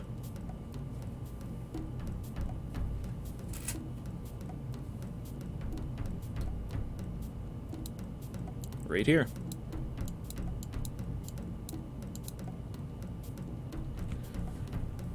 So there's you got these things laying around most of the villages, and you step in one of them, it'll warp you to this big warp hub, which was up by where we were, up by the Thunderer. And each one of these will lead us to a different town, or to the outskirts of a different town. Now, instead of doing trial and error and guesswork, I have a little chart I made already. So Barako should be this one right here. Apparently you can't exit the boss's lair, or that's also a soft lock. The boss at the end of the game, or another boss?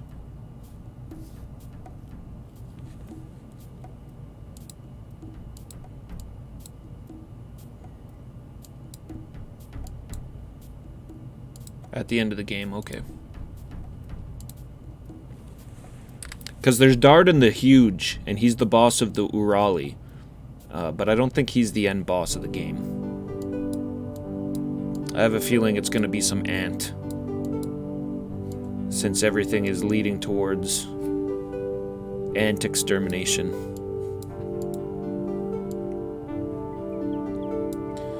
So we got the Baracco here, right? This is Baracco? Yeah, Baracco on the east side of the village.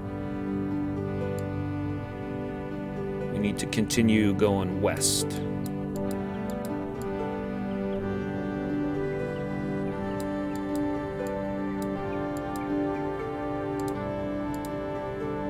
It's Halisa. What's up, Halisa?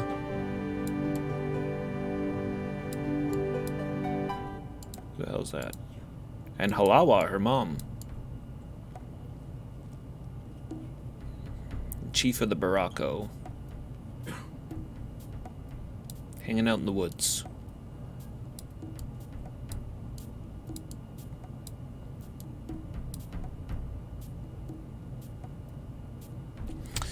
Where you enter the boss guy's lair via the vine. Alright. Well, I haven't had to use vines yet, so it should be pretty telling when I do. So I'll try to. Oh, what? Ain't seen this. A plesiosaur just sticking his head out of the water.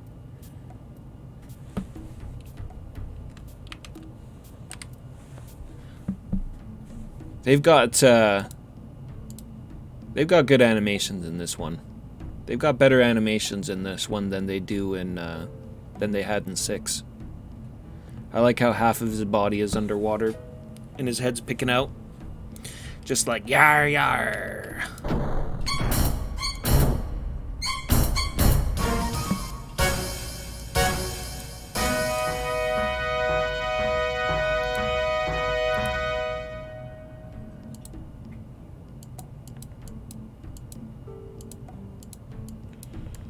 Get to go past our buddy, the Apatosaurus.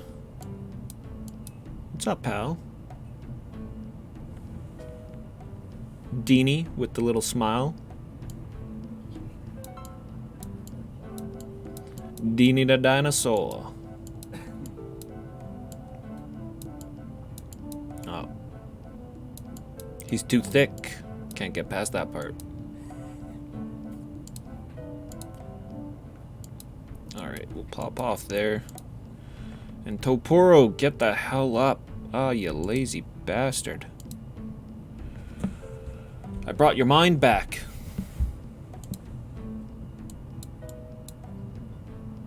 There's not enough room to sleep.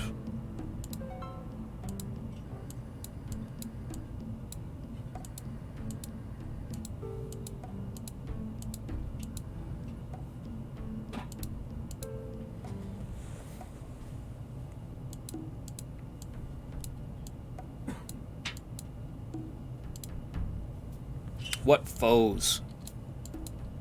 Oh, that giant silverback gorilla. that's which foes. Attack!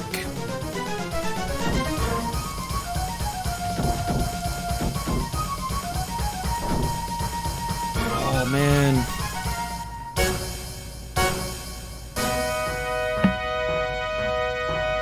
Big old fire axe strike to the side there. Look, all the blood's right where I swung to. Just opened them up. Hack them up for some gorilla meat. Delicious. The brains are the best part, don't you know? Dr. Jones. Kalima. Kalima.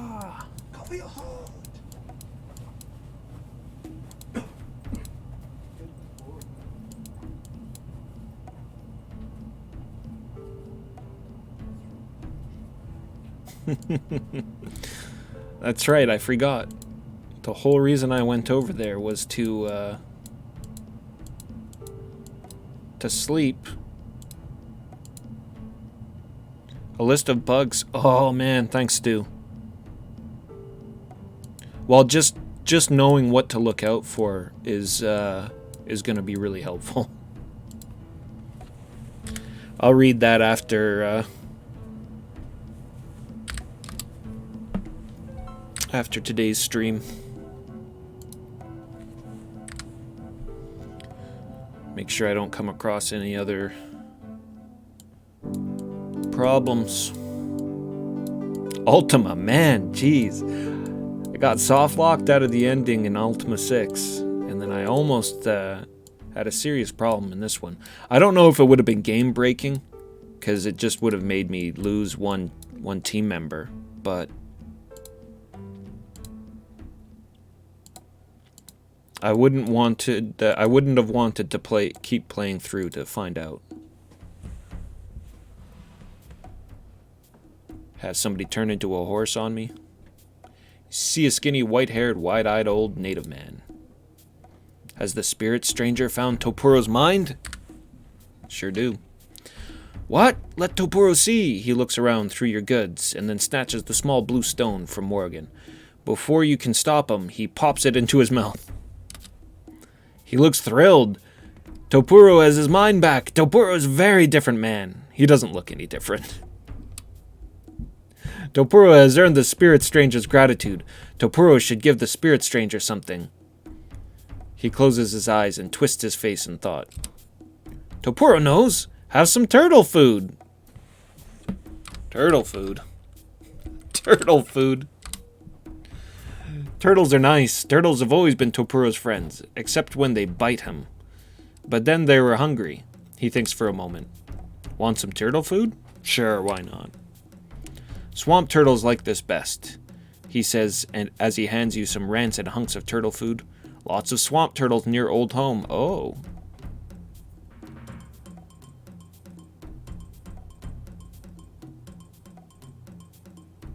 Maybe I have to use this to gain access to the Urali tribe. Give me some more.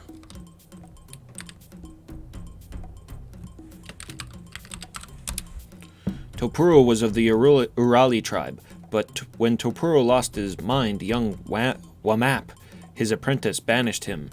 The Urali are the hidden tribe. Yes, tell me where they are. That's the whole reason why I brought your mind back to you. Yes, hidden. It is easy to find them unless you know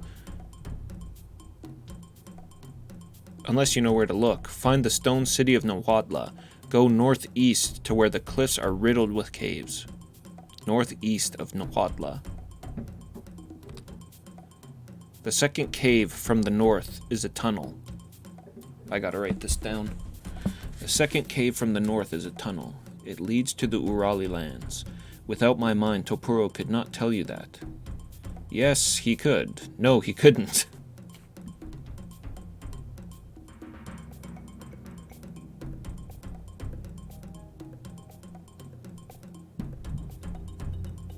Northeast of Nahuatl City. Alright. No, do not leave! Toppuro will be lonely. Wait, Toppuro is lonely even with others here. Yes, leave.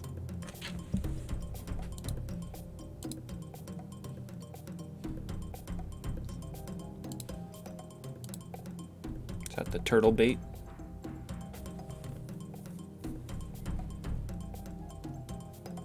Maybe I can eat it too.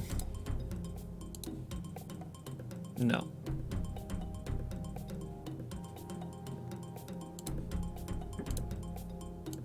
Alright, well if this is an important quest item, it wouldn't hurt to get some more, so I don't have to come back.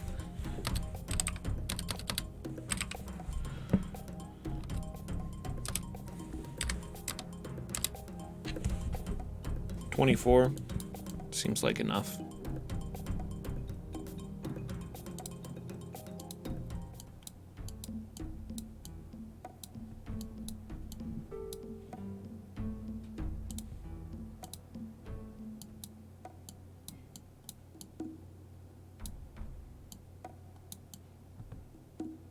So we want to go to Nahuatl City.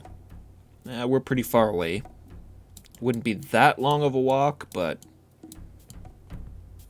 why bother when we could just use the warp that we used to get here, right?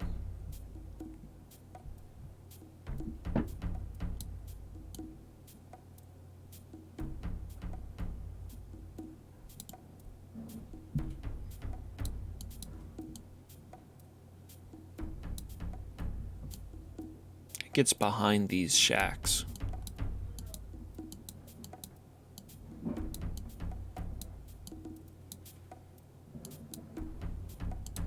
Who's that? Just some villager.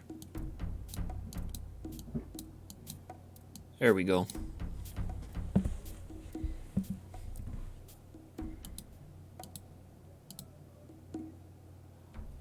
Alright, out of these, Nahuatl is...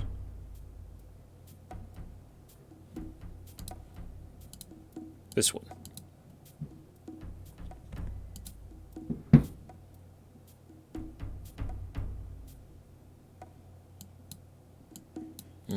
And I remember where this one is. This is the first one I came across. Hey, Jaguar!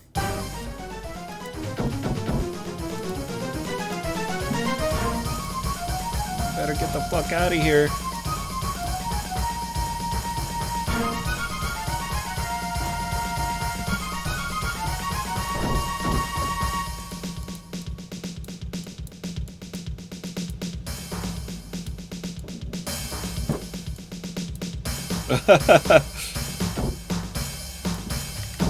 You can't get away.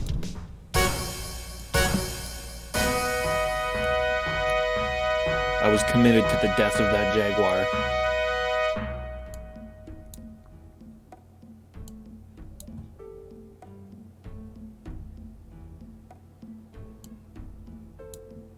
Whoa, why is my guys moving so slow?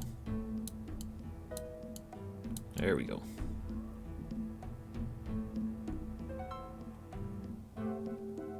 Just occurred to me, maybe I should warp to Kurak first, get some free heals. I'm not like our hurting unit, but...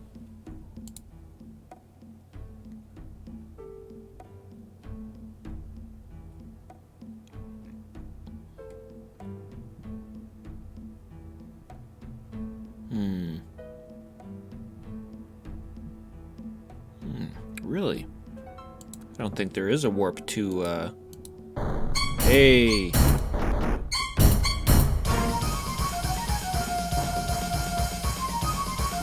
You guys can get the hell out of here. Holy shit, we got quite a few. And they're surrounding me, and my party members aren't doing anything.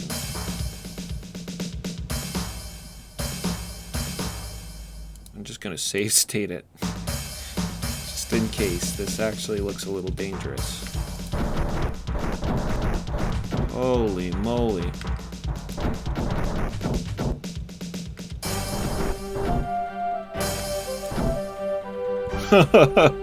Close. Very close.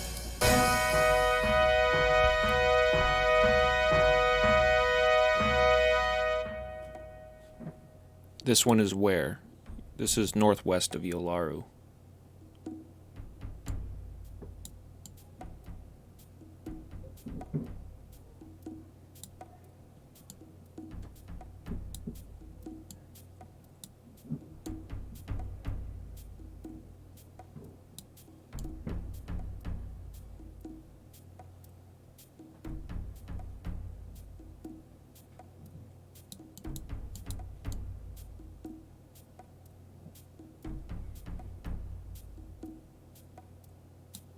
Alright, there's the road. Little bit of a hike from Yolaru to Kurak.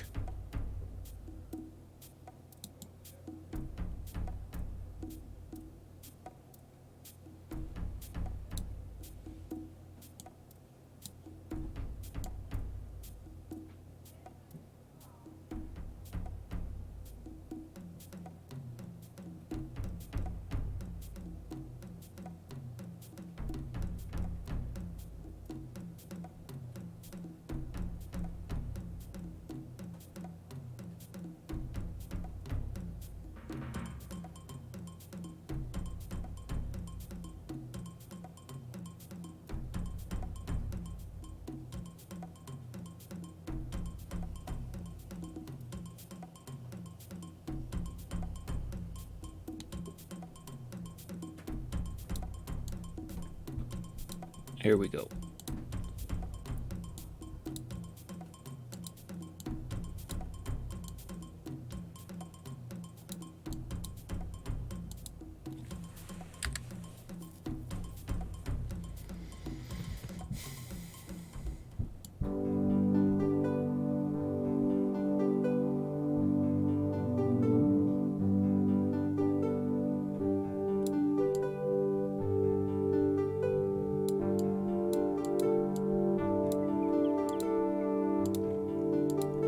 In Tanya.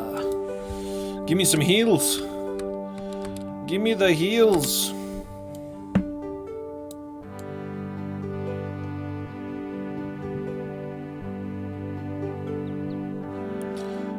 Maybe stop by the lab while we're here.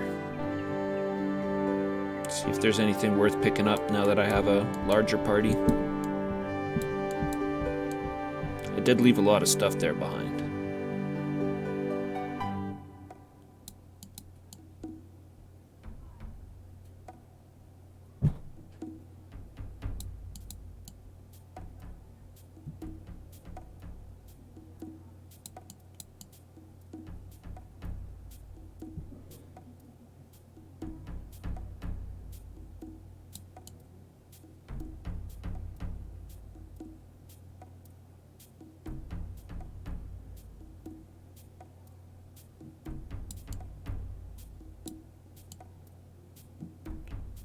Where's our transported lab? There we go.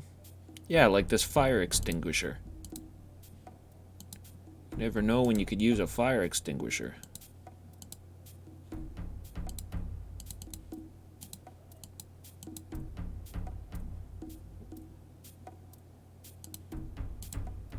And this wire screen. Haven't come across one of those anywhere else.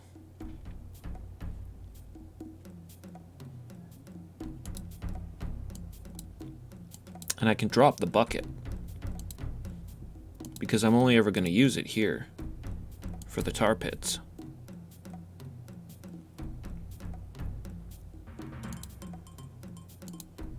Yeah. Cool.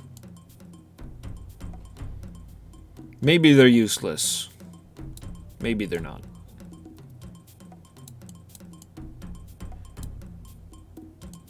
If we are going to find a use for either one of those items, it's going to be pretty soon.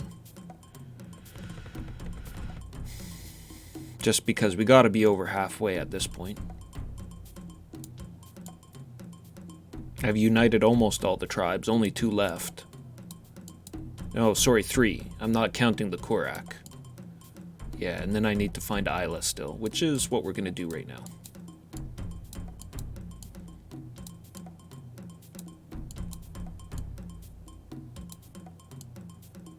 Head off to Nawatla.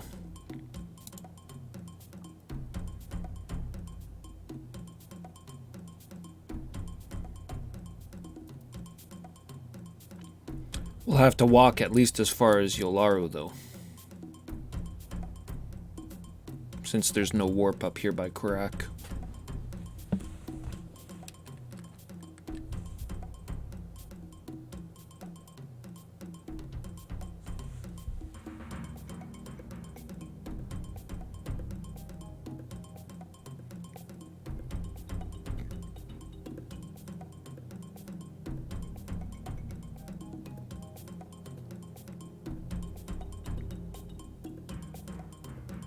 I'm really surprised there aren't more aggressive dinosaurs in this game. It seems like the Tyrannosaurus Rexes are unbeatable by normal means. I've only come across 2, and both of them were like influenced by quests. But I could probably pick a fight with a Triceratops or an Ankylosaurus. They're passive though. They're passive animals. Where's the Velociraptors?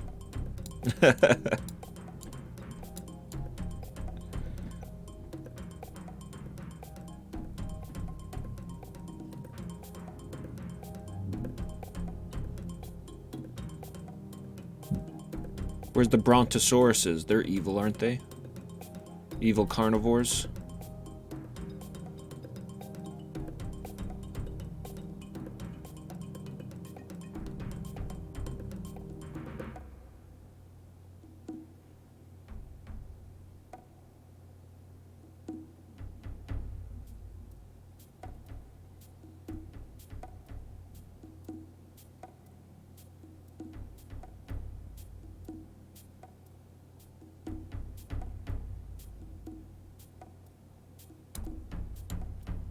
Is this Nuhuatla? No, that'd be Drumhill. That'd be Drumhill. Don't need to go there yet. We don't need the big drum until we've united all the tribes.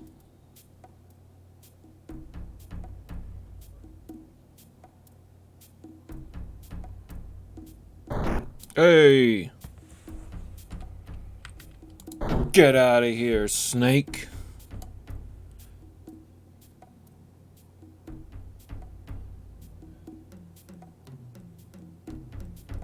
Lucky you didn't poison me. Nahuatl City.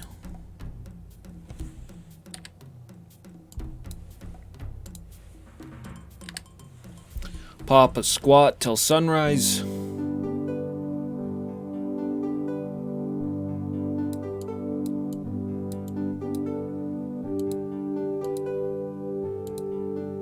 An early morning, 8 a.m.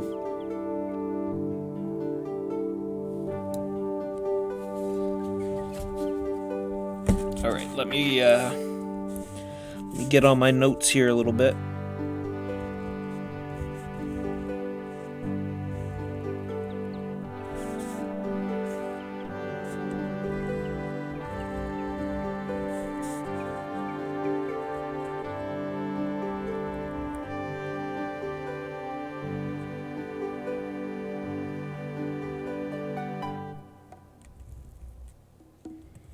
Okay, we talked to Topuru.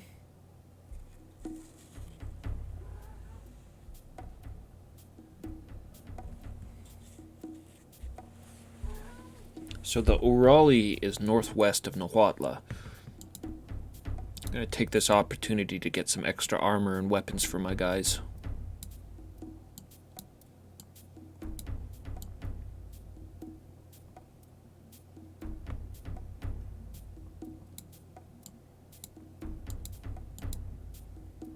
I also have feathers I can trade in for some emeralds.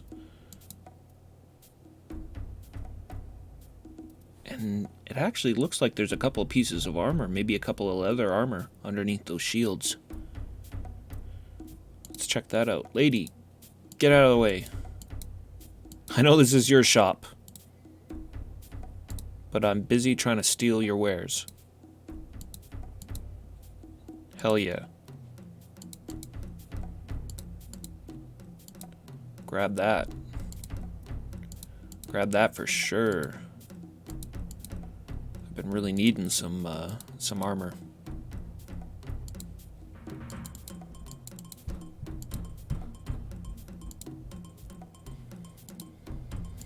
Okay, Ducray for sure. He's my other close quarters dude.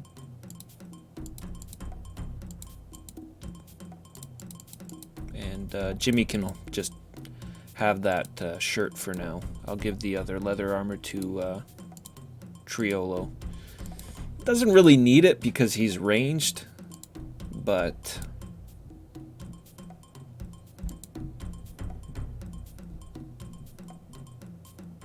who gives a fuck about Jimmy?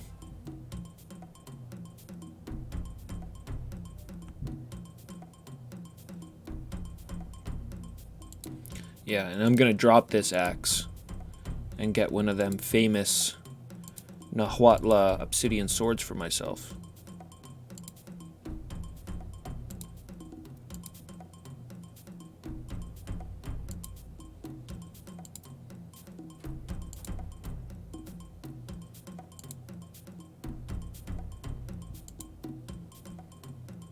Or for Docray anyways.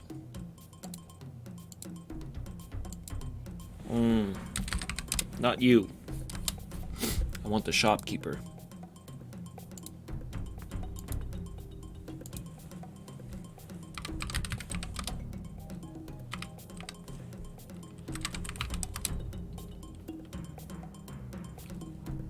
Just one.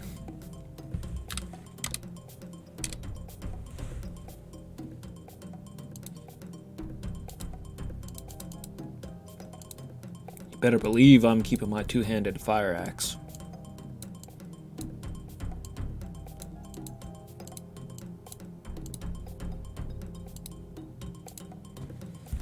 And I can make back the emeralds I spent by giving this guy some feathers.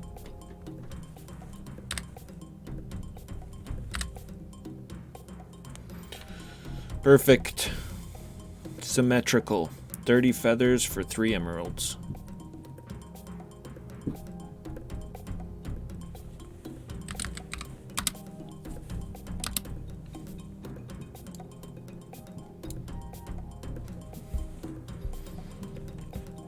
Alright.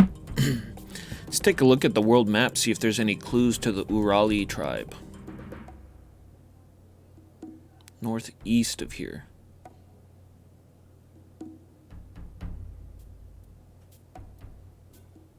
There's this swamp in between Tichdikadal and Yolaru, straight south of Kurak.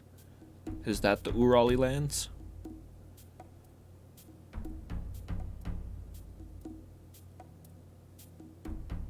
Wait, was it northeast or northwest? Oh, it's east. So maybe...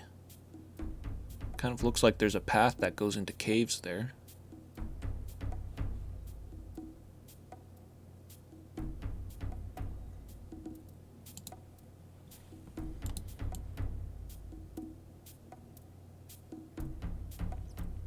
Well, we'll head east.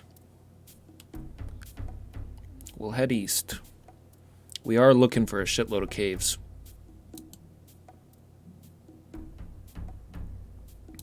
Only one of them's going to lead us to where we're going, though. I think. I'm going to get that fish. We haven't had any food in my party for a long time. Doesn't seem to actually, like, do anything bad to you not having food in your inventory. But, I notice I don't get healed while I'm sleeping anymore without it.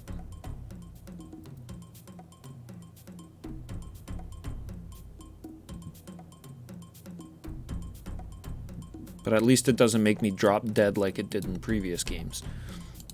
When I don't have any. What's this? Bamboo.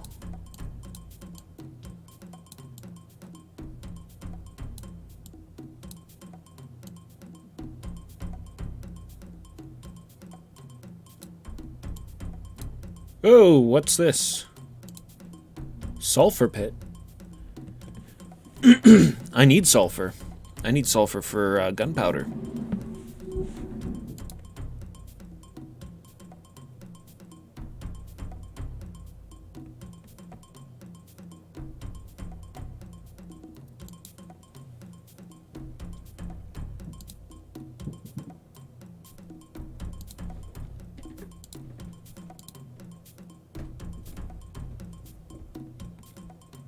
What do I do with it?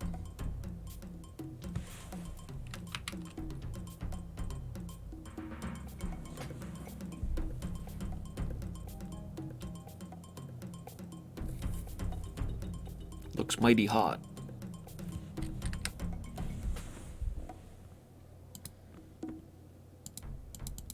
Can't step into it.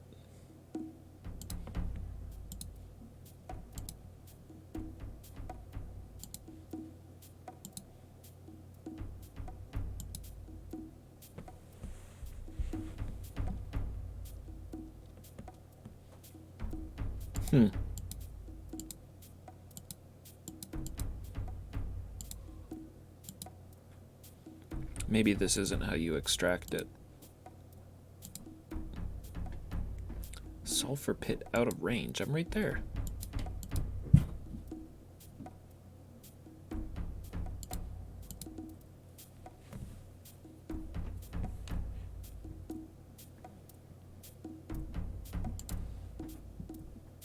Fish? Use some fish on the sulfur pit. Oh, that did it. Okay. Shit.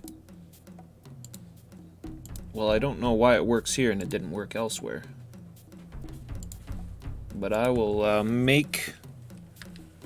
Well, I'll make a lot. 140, I think, is how much magnesium I have. If I can match that with sulfur, I can make a shitload of gunpowder. Start using rifles on some of my modern dudes.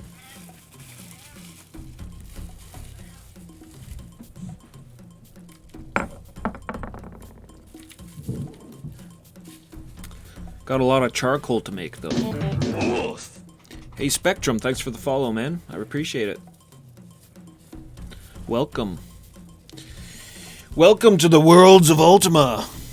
Savage Empire.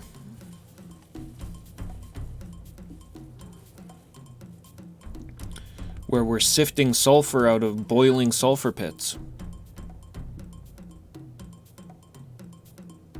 Ranged weapons are dangerous because of friendly fire. Friendly fire? I had friendly fire issues in 6, but I haven't at all in this one. Mind you, battles have been pretty scarce. But, I felt pretty safe keeping most of my guys on range this time around.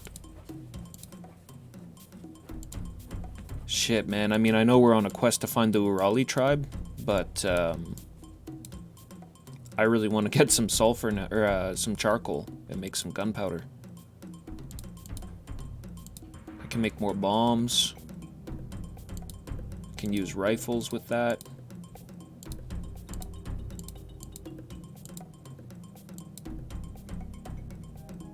How am I gonna make charcoal? I cut branches off of a tree. And then I throw them into a fire. But the only campfire that I know of is by Kurak, and I don't want to go all the way back there.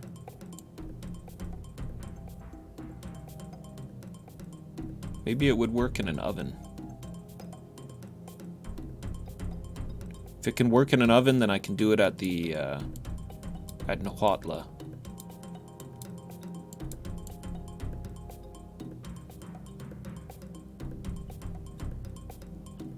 I think there's an oven down here. Somewhere.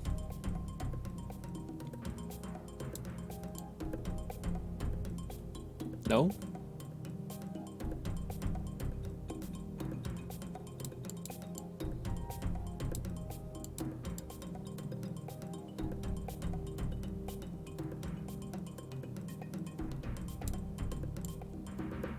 I thought somebody had a barbecue in their backyard. Parrots! Parrots galore. What's up?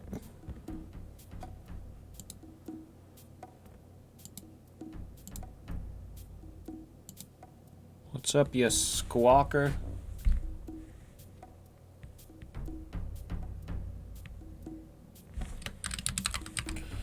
I was trying to think of, like, what could I ask him that's, like, an important thing? Maybe there's something parrots have to say about some of the more important events. Uniting is the biggest thing. If we all pull together, we parrots are bound to be able to drop any boulder on that Tyrannosaurus. What Tyrannosaurus? You mean the one that I already killed? The one that almost broke my save file? Parrot eater, squawk! Alright. Hey, don't call me an ingrate. I've had it. I've had it with these dang parrots. Who's the ingrate now? Who's the ingrate now? Not me, not the Avatar. Savior of all the lands.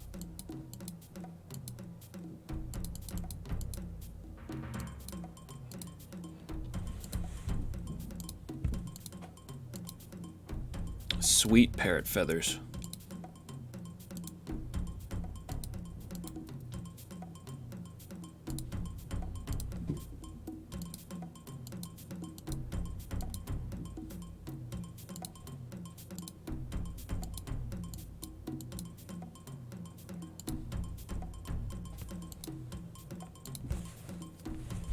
The Avatar can't handle being called names.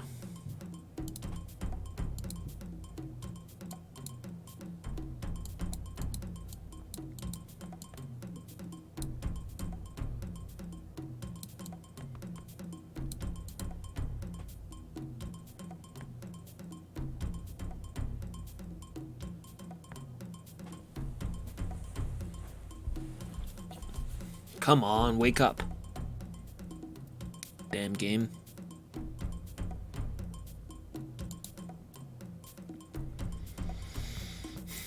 Triolo's right on top of a tree I can get a bunch of branches from. I think I just used the tree, yeah.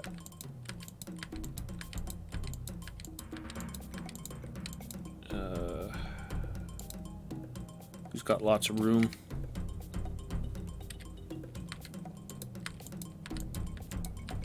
Gonna need a lot of branches.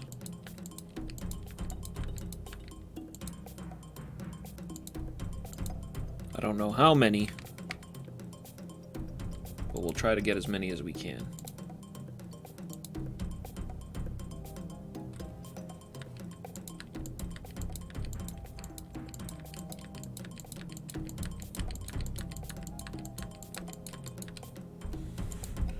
Alright, that should be good enough.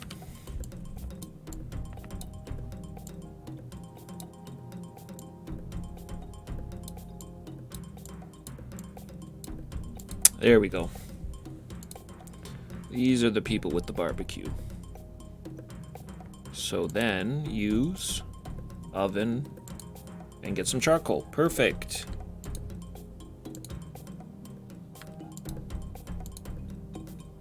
I mean, it makes sense it would work, but I just didn't know if it was going to be as particular as needing me to do it at a campfire. So we want 140.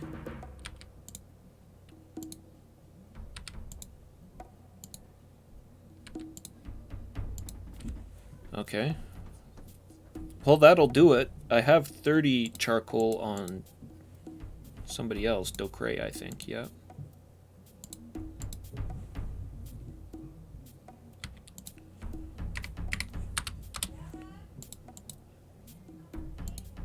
I'll move all this shit on him.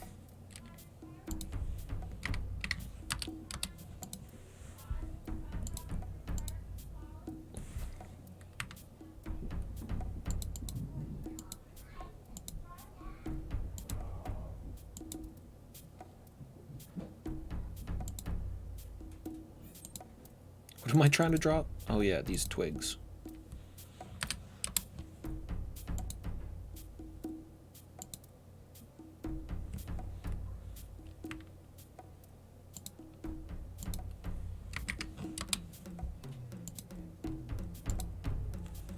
And we don't need these ones.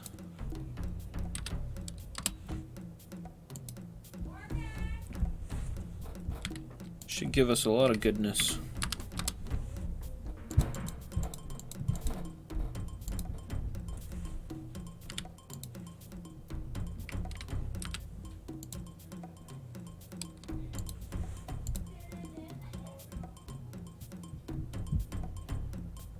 Okay, now I just need to find a grinding stone or a mortar and pestle.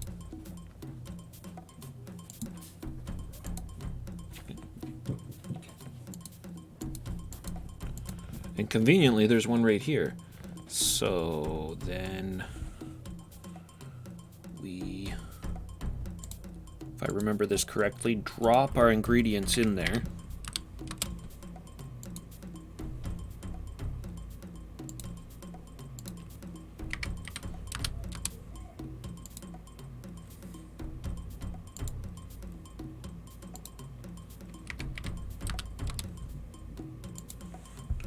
There we go, and then we use it and grind up a batch of gunpowder.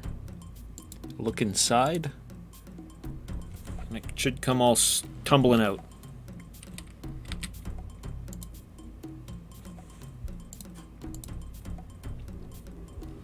Now really Jimmy can hold on to it because I want him to start using this rifle. And he can split up his arrows between Triolo and Shamuru. So where the hell is Jimmy? You get that. And there. Now it's loaded. Okay. And it's single shot. So I'm gonna have to change Jimmy to command now. And take control of him manually, so that I can make sure he's loading his gun and firing it properly. Great.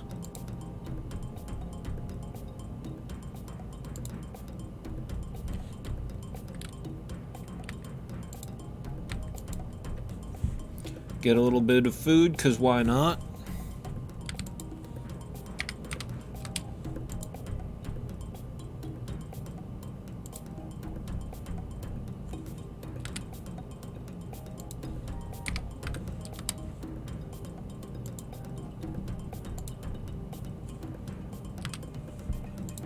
Awesome.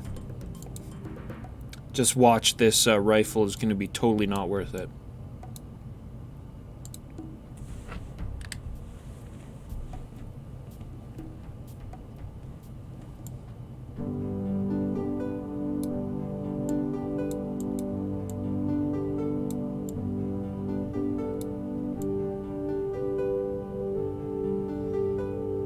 Go drop these feathers off at the Weaver for more pointless money.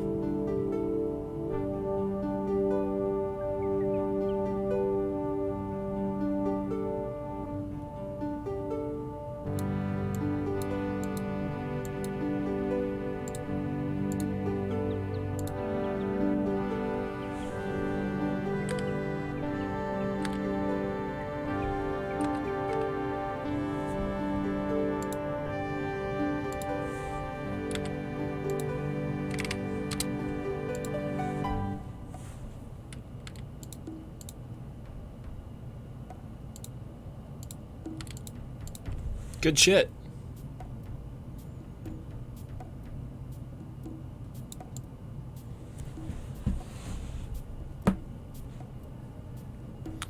Nice to stumble upon 140 rounds of gunpowder.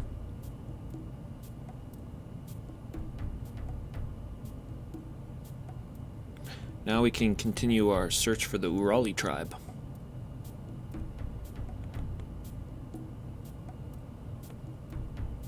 And save the princess.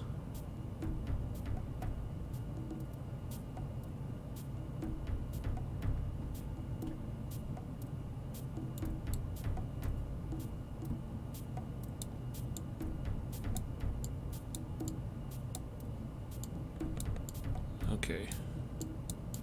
There's the cliff wall.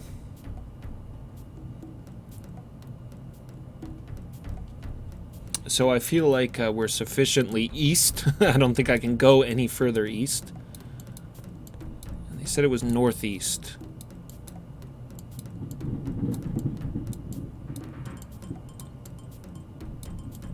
All this bamboo blocking my way.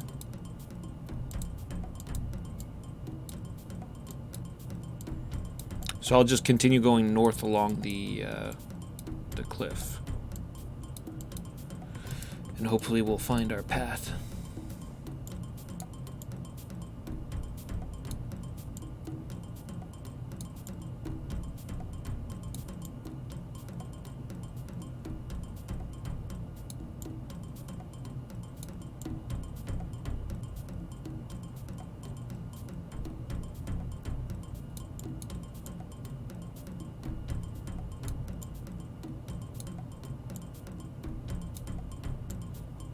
Though it's not looking super promising so far.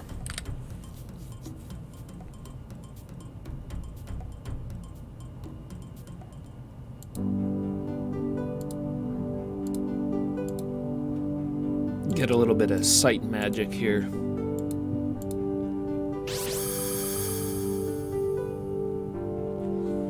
I don't see anything that looks like caves. If there was a cave entrance, it should come up as a big white square.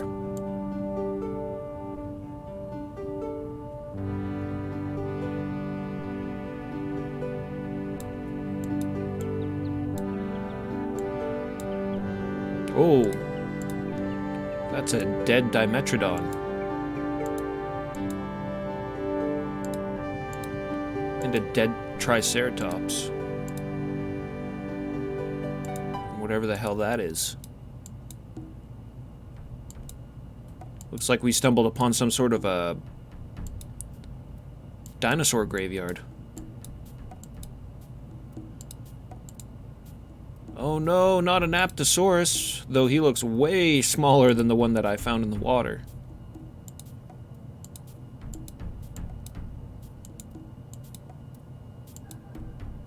Where's the dead T-Rex?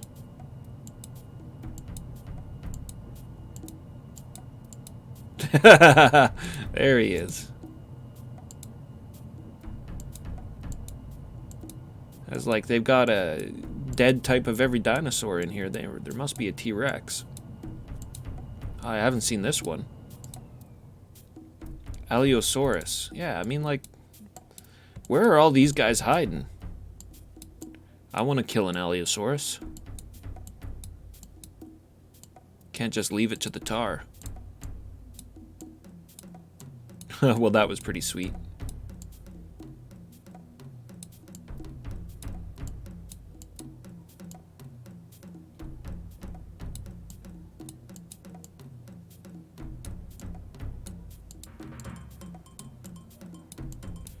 Still looking for that cave.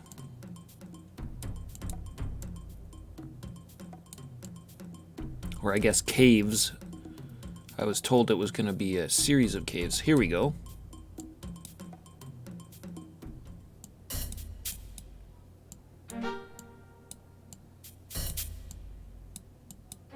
Anybody home? Some potassium nitrate. We don't need that. Hey, there is somebody home.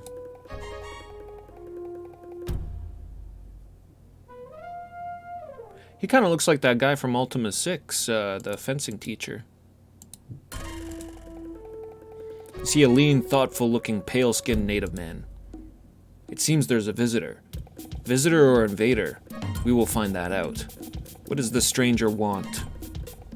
From his belt pouch, he pulls a piece of charcoal and a scrap of hide from which all hair has been scraped. He frowns slightly, looking at you, and begins sketching you, his hand moving in bold, deft strokes on the charcoal. Who are you? Dennis. Some say Dennis, the Enlightened. Others, he looks disappointed, say Dennis the Weak. Oh, this is the guy. This is totally the guy from Ultima 6. In Ultima 6, he was a fencer named Lobay.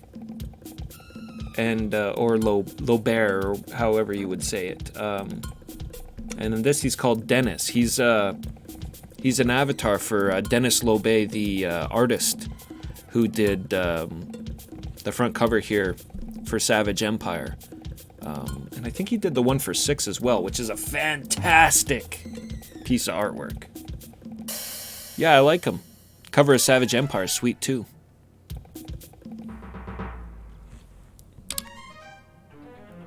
And how does Dennis's visitor call himself? Morgan, an odd name, as strange and distant seeming as he who carries it. So this is probably just a fun little thing and not something like Dupre and Chamino, how they've actually been warped here from Britannia and have lost their memory. This guy's probably just a fun little Easter egg. What are you doing in this cave, man? Dennis is a painter. Dennis sees pictures in his mind and puts them on the walls of caves, on pieces of hide, on leaves, on whatever's at hand. He continues sketching as he talks to you. What tribe are you part of? Dennis is a member of the hidden Urali tribe, though he is now an outcast. Yeah, I'm looking for the Urali. The Urali stay hidden from all other tribes in the Valley of Eoden. Is Dennis's visitor asking because he wishes to learn where the Urali live? Yes. Dennis's face becomes a little more guarded. Dennis is sorry, but even outcast, he is still of the Urali. Dennis will not say where the Urali live. Maybe I should have said no. Can I go back?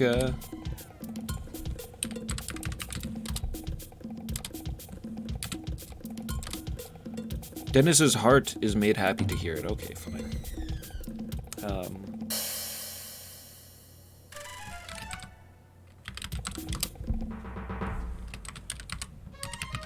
Why are you an outcast? Not long ago, when Dardan came to power, Dardan took and hid the statue of the great Fabaz, a spirit sacred to the Urali. Dardan told Dennis to draw upon the cliff of a mighty painting, one which would show Fabaz going with Dardan of his own free will. Dennis refused, and then Dennis had to run for Dennis's life, for Dardan was not happy. So Dardan's trying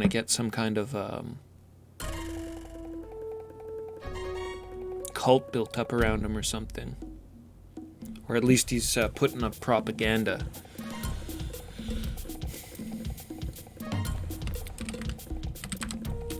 Tell me about Fabaz, the spirit of the Urali. The great Fabaz is a mighty spirit of this land.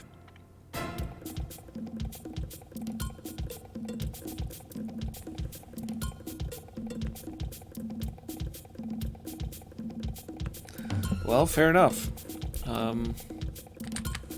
Bye, Dennis. Yeah. Useless bastard. He finishes his sketching, compares his result to the model, and shows it to you. Though the technique is crude, it is a recognizable drawing of your features. He hands a piece of the hide to you, a gift for Dennis's visitor. Remember Dennis well. Did I actually get it in my inventory? Haha, I totally did. Here's my little my little avatar picture. That's hilarious.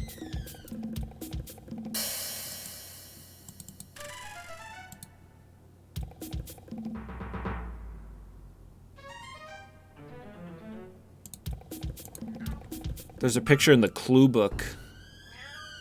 I bet you that's what it looks like. There's a picture of me in the clue book.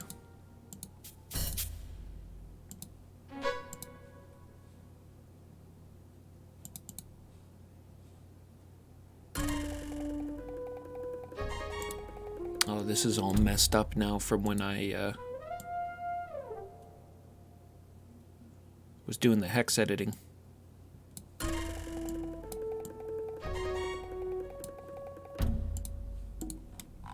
Where is that? Bet you it looks like this.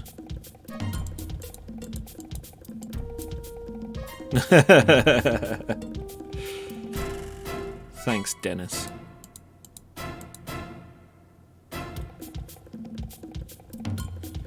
You know, I haven't actually looked at this walkthrough here that I was following for a while now. Maybe I'll run through some of this quickly, catch up to where we are now. So I read this batch and I read this bit. Yeah, that was when we found the lab for the first time. Made the bamboo gun.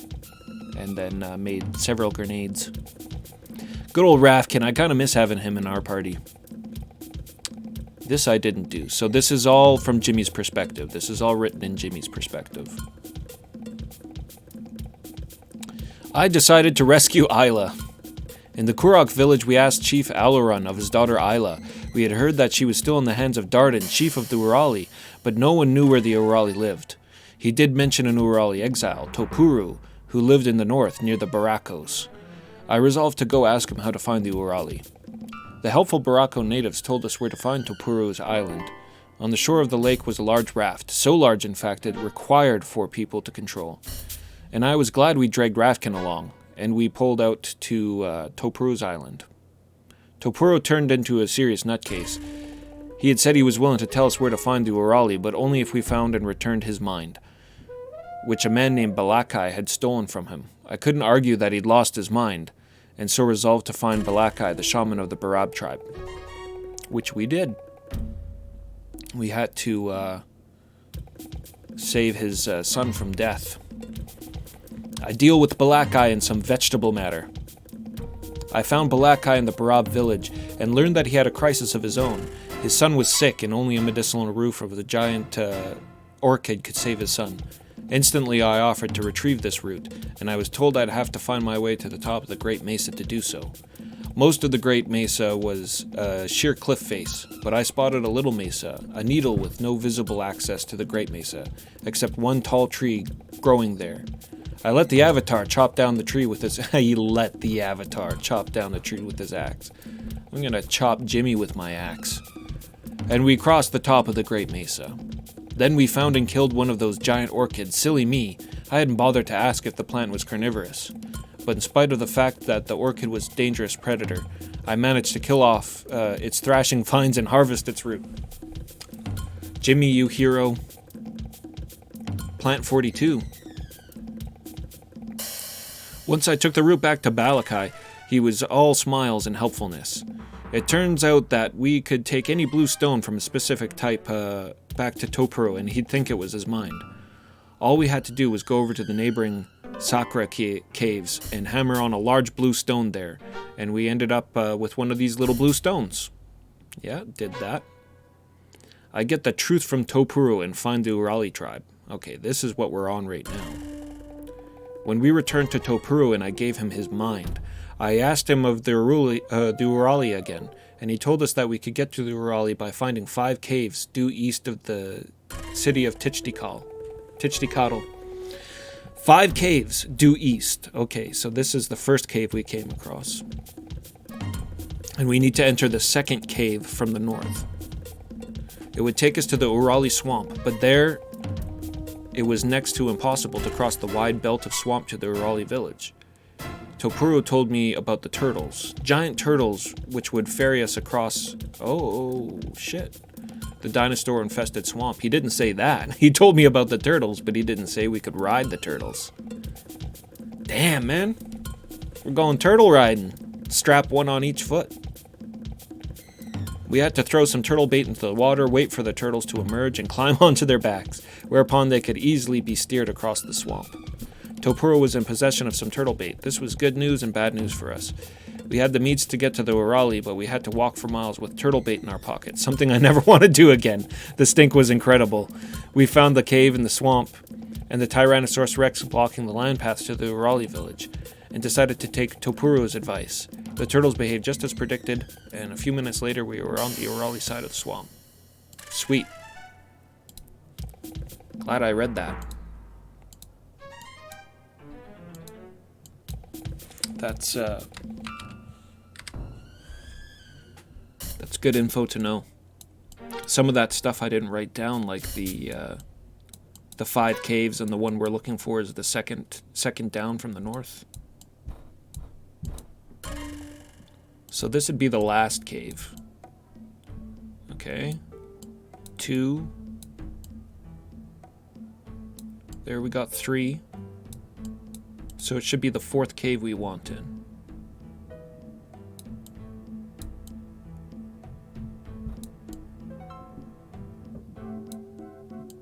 4.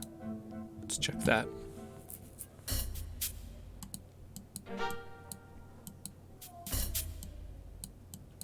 Spooky cave music.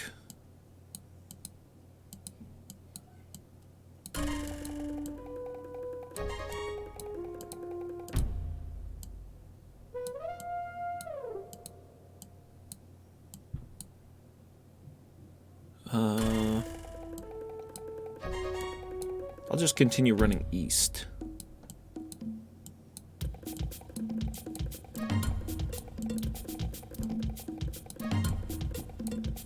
Bear. I'd rather not kill you, man. Just move. You're in my way.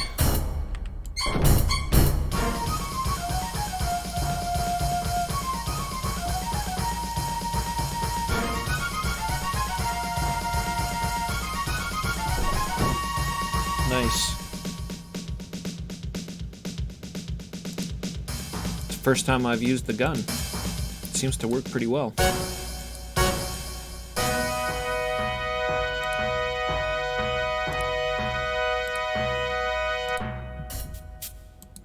Well, we got to pay tribute to the bear and at least get our put none of the carcass to waste.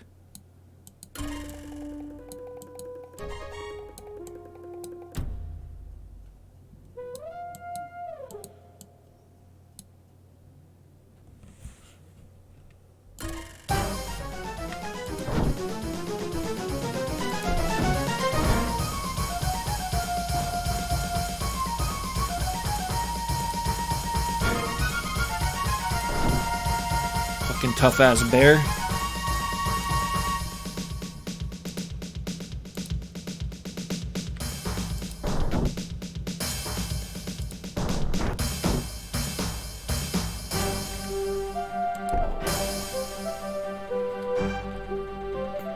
missed that one.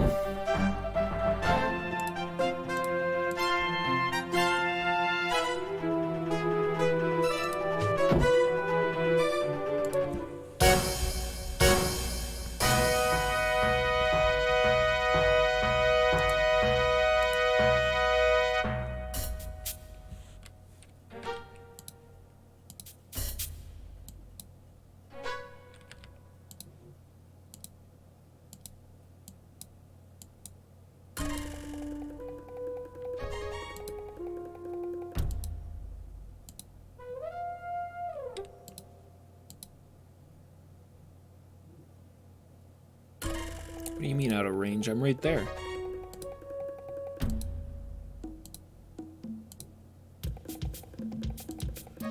Oh, Triolo. You're making me angry.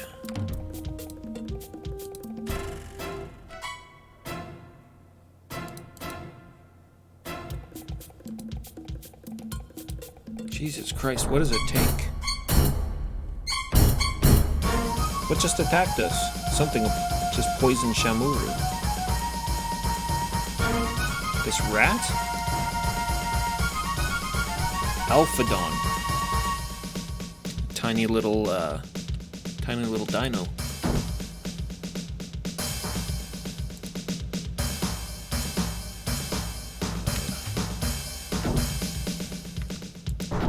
Here we go.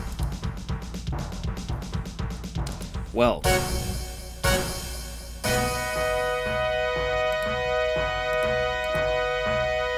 Can't have our boys hanging around poisoned.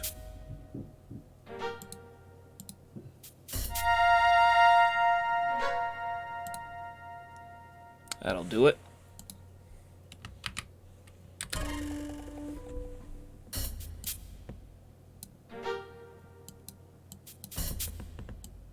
Something to the east, eh? Well, I think we're about to find out what that is.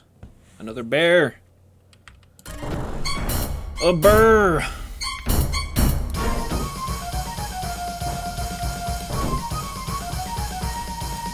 I'm sorry, Mr. Bear.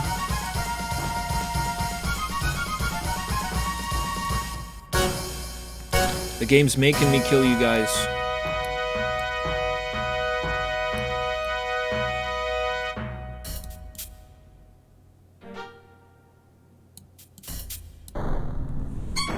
Oh. Yeah, that was a heavy hit.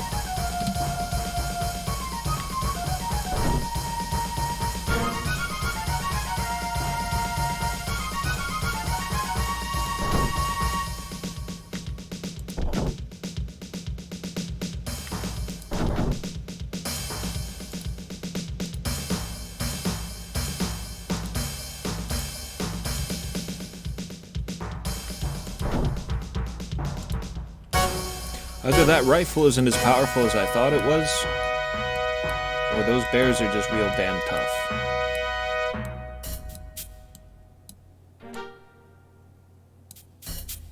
But I'll tell you what, I bet you a bear could definitely take a couple of bamboo rifle rounds before going down.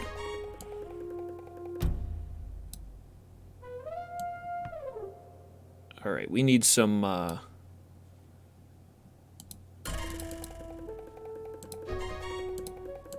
we need Triolo to get all baked and get his second sight going. There we go. There's the exit.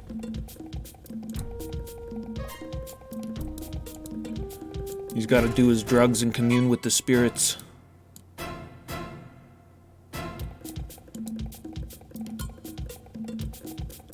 Okay, that I don't like.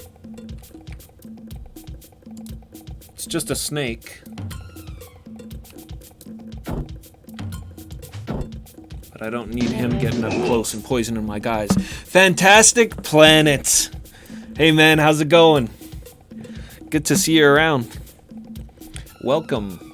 Welcome to my little corner. This is the jungle I was saying I was in the other day.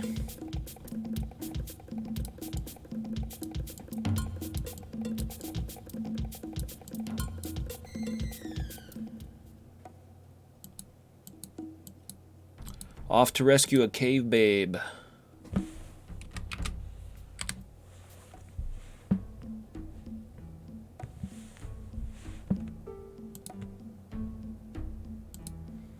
But first we need a nap.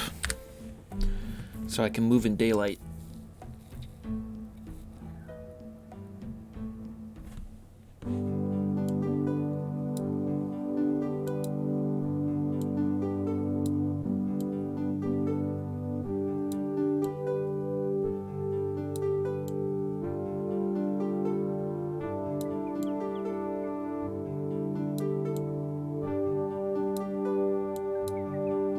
Y'all should give Fantastic Planet a check and a follow.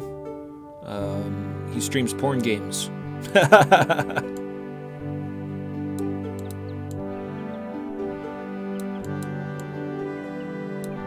Hey, oh, no, none. No thank you. Oh, shit. Oh, wow. That wasn't good.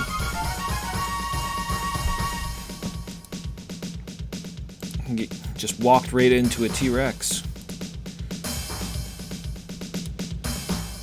Killed Triolo. You killed Triolo!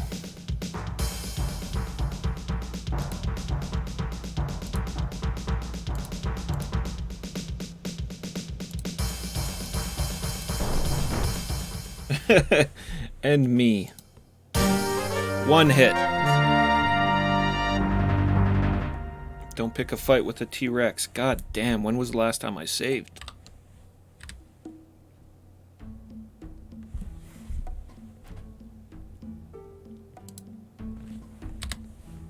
Hopefully this is just as I came out of the cave. That's what it looks like.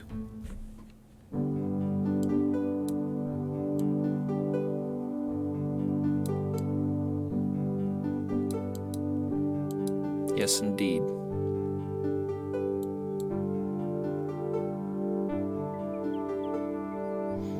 All right, we need to summon turtles. We need to summon turtles so we can ride them around the T-Rex.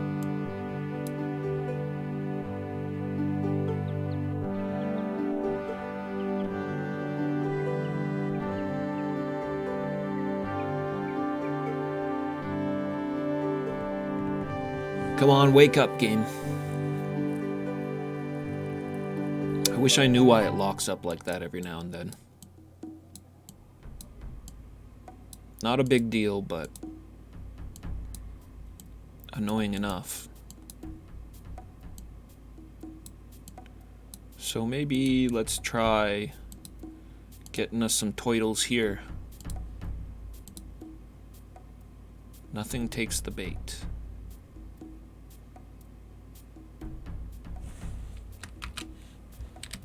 I should probably save it before I start trying to throw all this this bait away.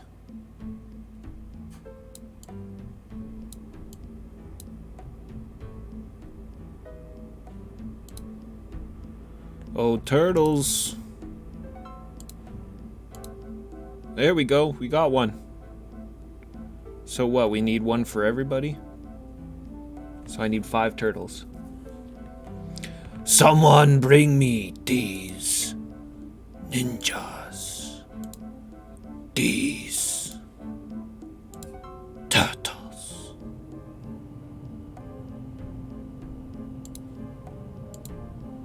Come on, guys. We need more turtles.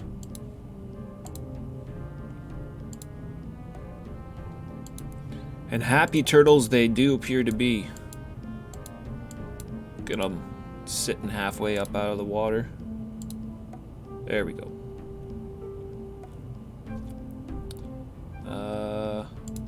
Use?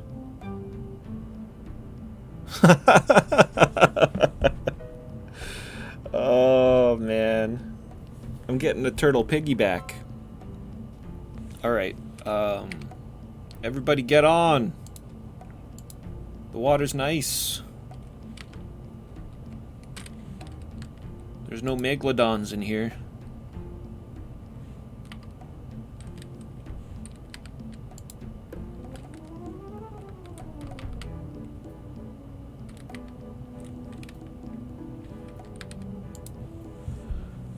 Everybody's on the back of a turtle. Everybody also looks like me. Let's go, guys! Turtle power. Oh man, this is too good. I love this animation. Bumblebee! Good seeing you, man. I just want to ride these guys on land now. I want to run around on a turtle's back.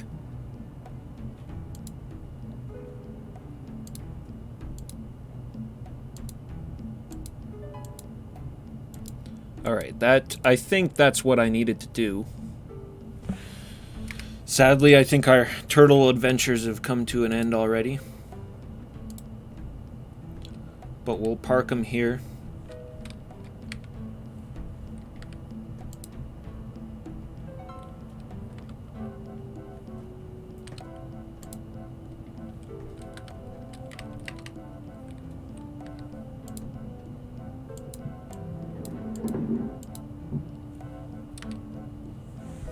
Get everybody to join up. And it looks like we've made it to the Urali tribe. That's I'm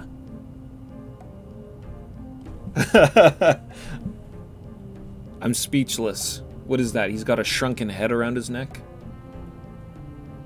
He must be the shaman.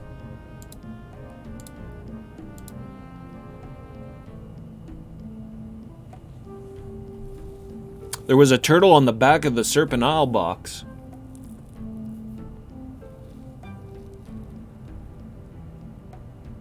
Turtles and ducks. For some reason, Garrett's got an attachment to turtles and ducks. You see a pudgy, sly-eyed native with sallow skin.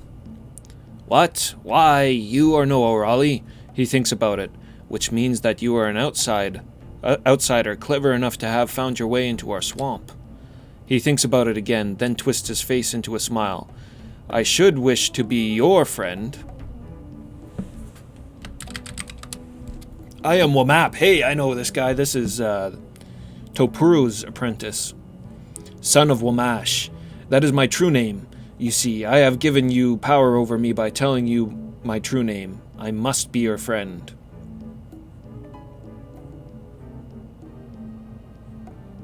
What are you, a fairy? I think that's a fairy thing. Oh my god. Hey Retro, thanks for the raid. Good to see you, man. Howdy, howdy, howdy. How y'all doing?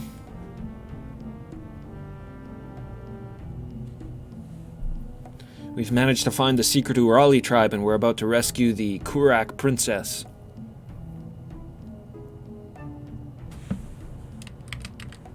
Wamap, yeah, I know your name.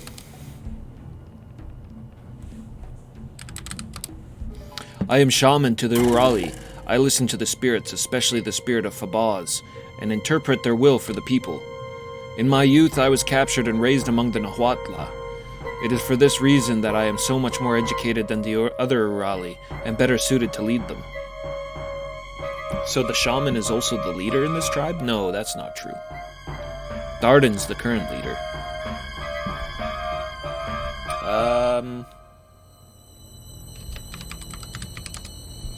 We are the Urali. We are the most cunning of all the tribes of the Valley of Eoden. That is why we live in the swamp.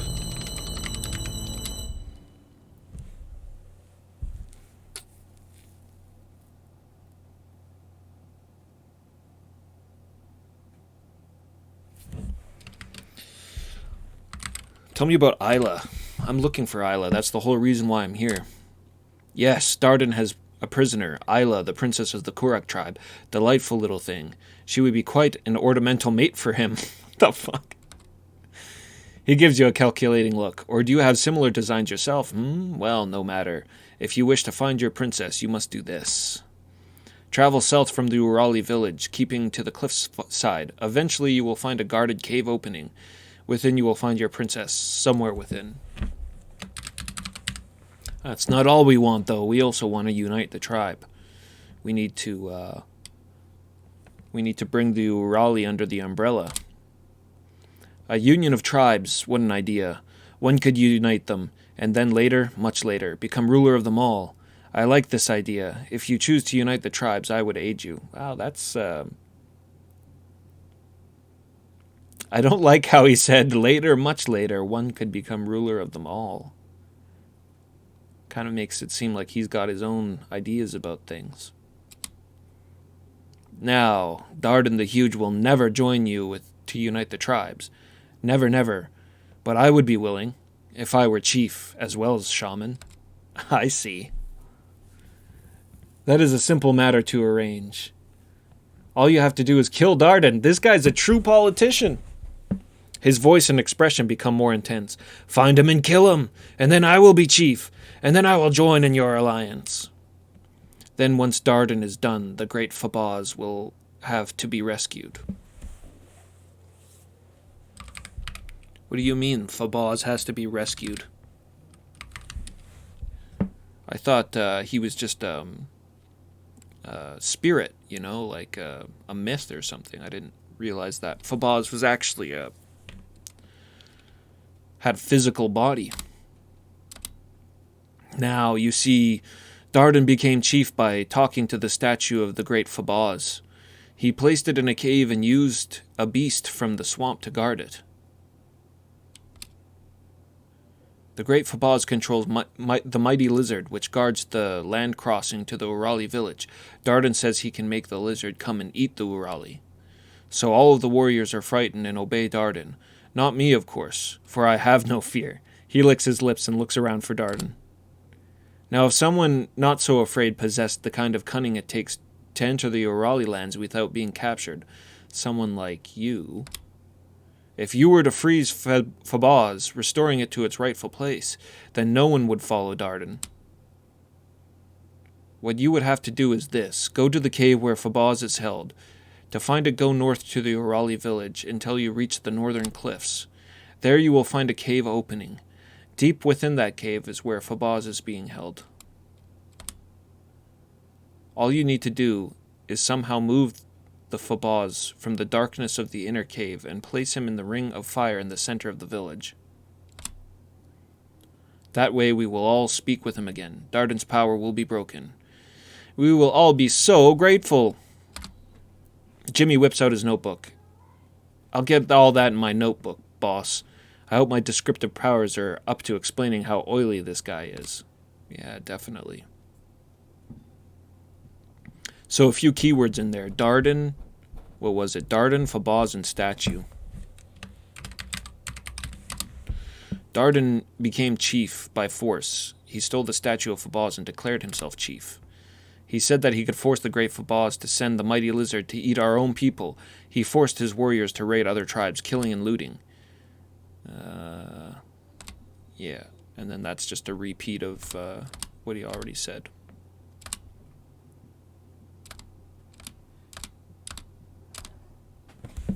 Okay, and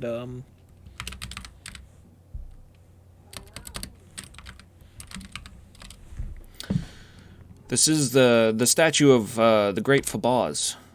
Okay, and he's just gonna run through that all over again. Alright, that's all the information we need.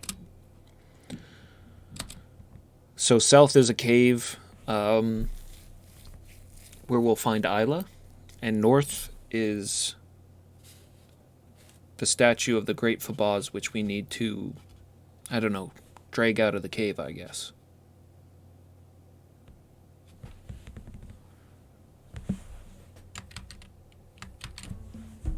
So, a couple of choices. I think we're going to go north to Fabaz first, though.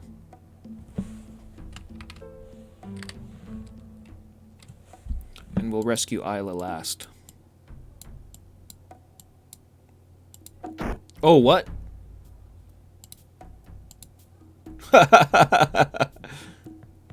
Damn. Urali tribesmen.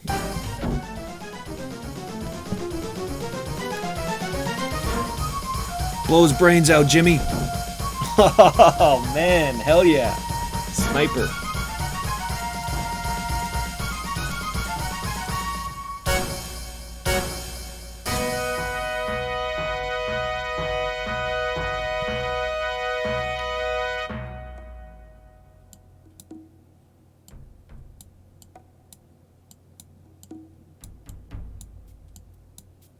Okay, north.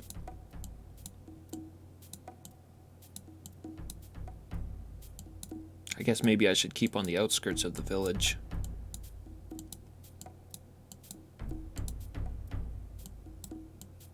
If the villagers are hostile. I don't want to kill too many of them, wipe out the village I'm trying to save. Or unite with, anyways.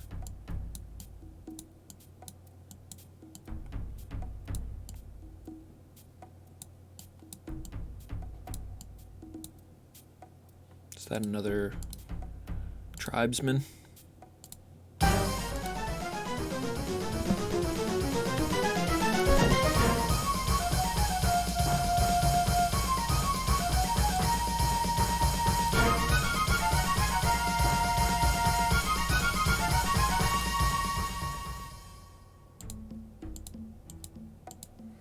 Get back here, you can't run.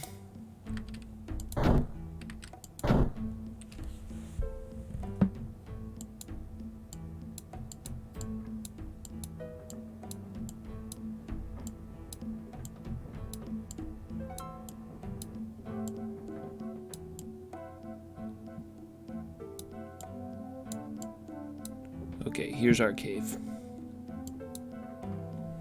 I was gonna sleep, but I guess we don't really need it. We're going into a cave.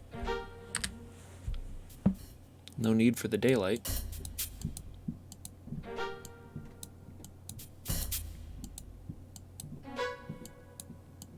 Have to watch myself, though. It sounded like there might be a dinosaur in here guarding the statue. Maybe a few dinosaurs. This is one I've never come across before.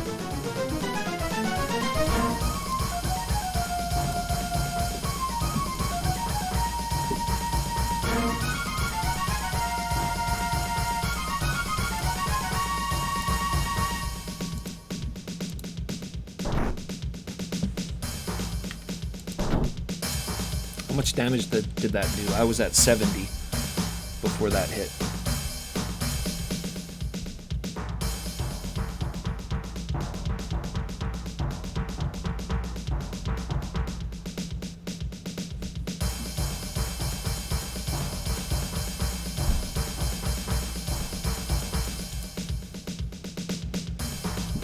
Didn't do anything.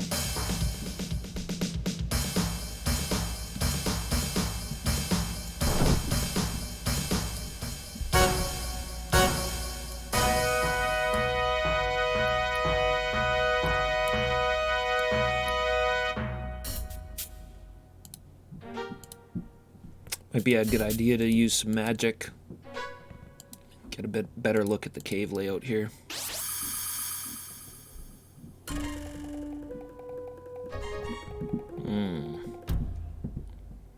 Lots of people in there. Looks like tribesmen too.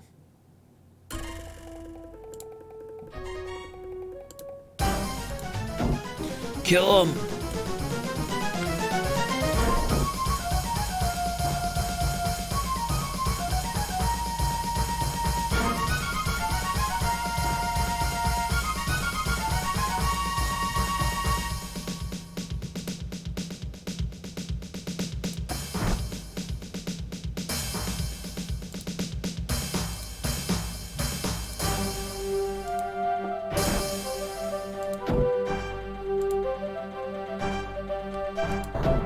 Nice.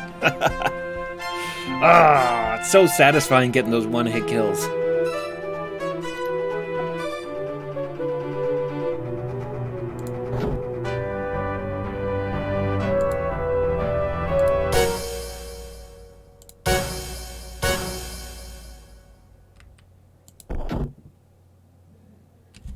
Jimmy, you shot him in the back.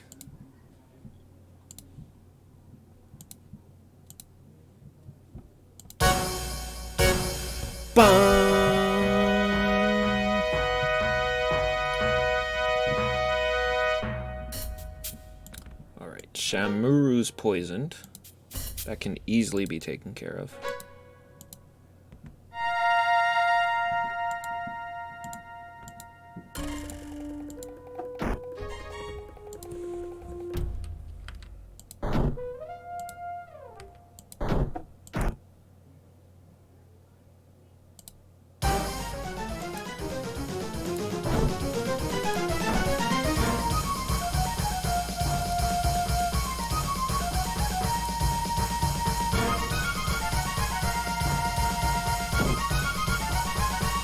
Who's who? Docre and the other, and the tribesmen look exactly the same.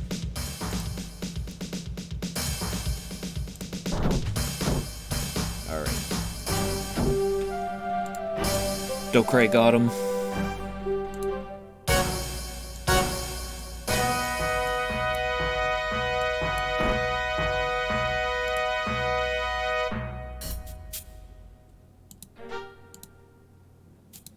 Take care of that poison.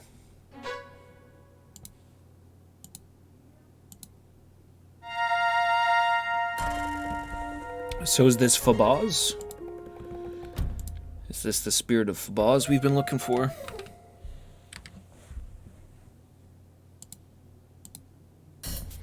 See a giant stone head with luminescent green stone eyes.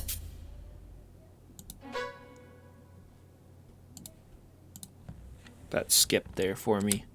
A deep, sepulchral voice rumbles around you, moaning in a single word, light. The voice fades and silence returns. Light. Well, I don't have torches. It's not really a thing in this game. I mean, they exist, but I think I have to make them. It doesn't matter, though. I do have this light spell. That should do it. Triolo creates light.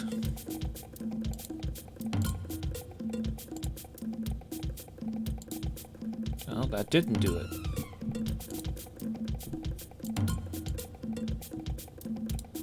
What else do I have that can create light? A grenade? Throw a grenade at him? It's worked before. Mindlessly throwing grenades around. Got a fire extinguisher. Maybe it has something to do with this, this crystal brain.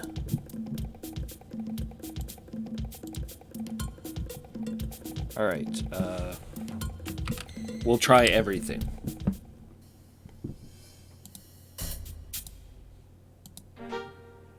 Use the crystal brain. No. Alright, that's not gonna do anything. But a fire extinguisher. Nah, I didn't think so. Try throwing this grenade at him. You want some light? I got some light for you. Here you go.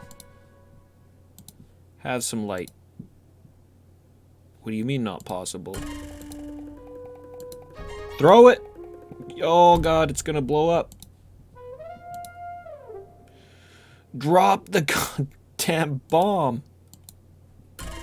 What do you mean not possible? Oh shit.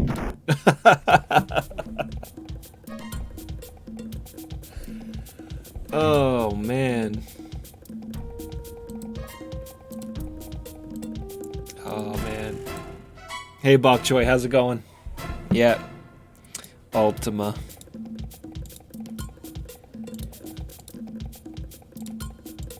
No, that didn't do it either.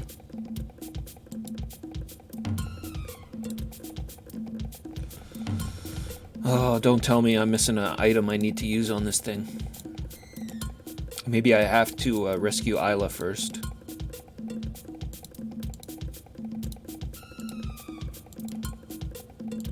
Tried the light spell.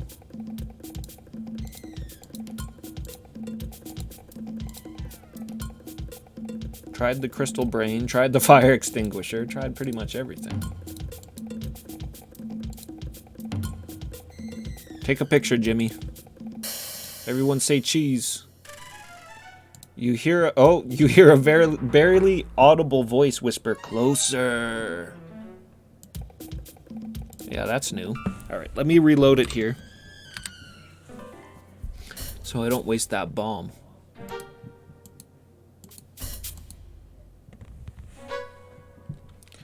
Jimmy, get right up in his face and take a picture. Right up in there. give him his close-up. You see a giant stone head with luminescent stone green eyes. As the bright flash from your light floods the cave, there's a second brighter flash, and when it fades... Fabaz is gone! A sharp wind whips through the stone chamber. From deep caves and tunnels comes the sound of frogs croaking, rising in volume, and gradually, eerily forming spoken words.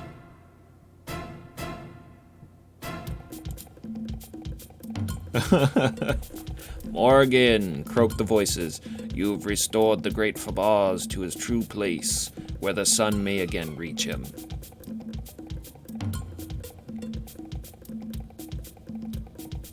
Hey Liliana, how's it going? Oh, we're just talking to some frogs. The frog croaking becomes deeper and more random for a moment, then settles down again into words. Morgan is friend to the great Fabaz, and all Urali. Let every Urali warrior carry word of what he has done. Henceforth, Morgan and all he counts as friends may pass unharmed through Urali lands. The mighty lizard which guards the Urali village will do you no harm. Darden's influence is no more. The great Fabaz commands that Wamop the shaman become chief. Morgan, the spirit winds say that... Oh! With the subscription. Oh, man. I don't know what to say.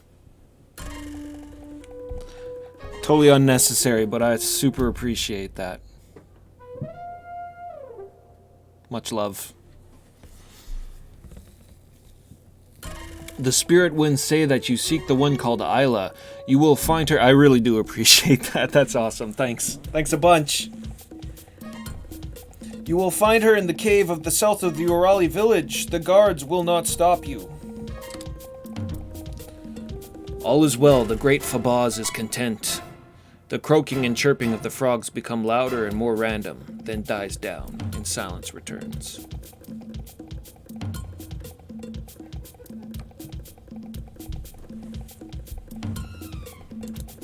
Those frogs had a lot to say. Talkative froggies.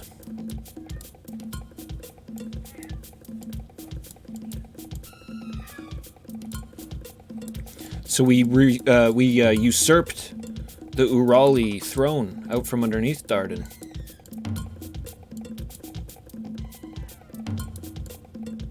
Punk ass.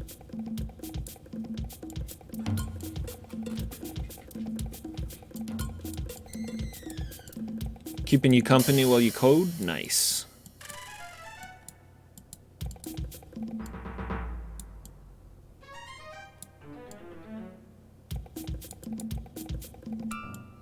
Ultima's pretty cozy. Most of the time. I mean, when I'm not getting soft locked out of the games and have to hex edit.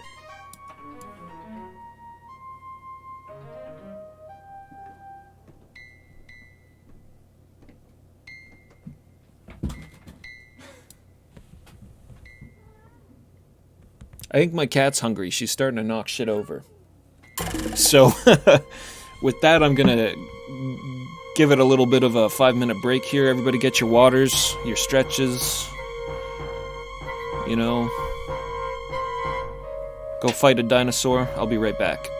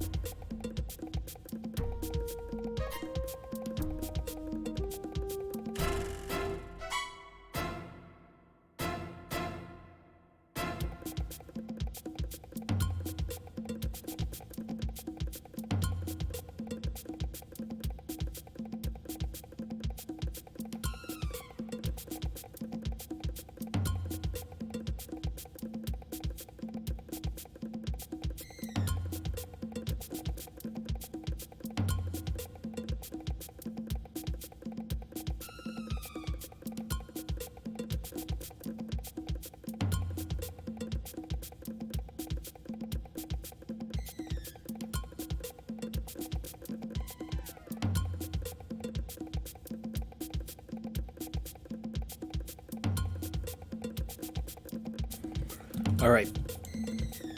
Oh, snakes. No.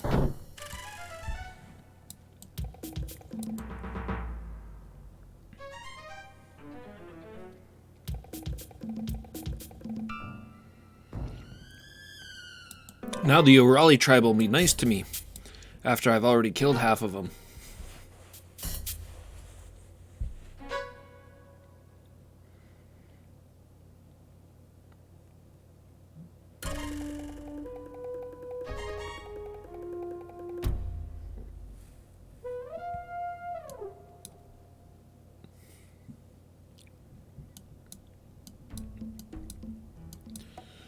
Alright. Take a nap outside the cave here. And then we gotta go south. And, find the cave that Isla is being held prisoner in.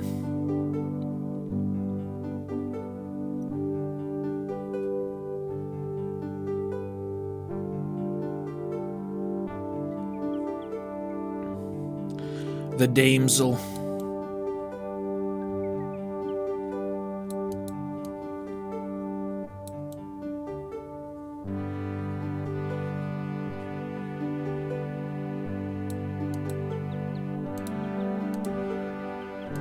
Oh, you don't feel like attacking me?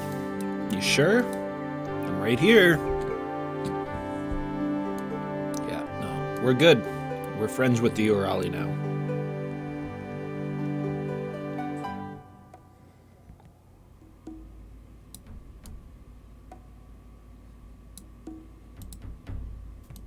Try telling that to the ones, the family of the ones I've already killed. 12 poison darts.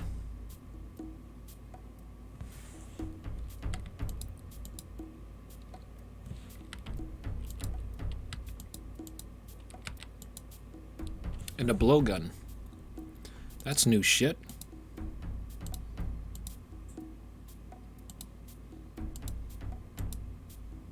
And just an altar to Fabaz they got hanging around in their home.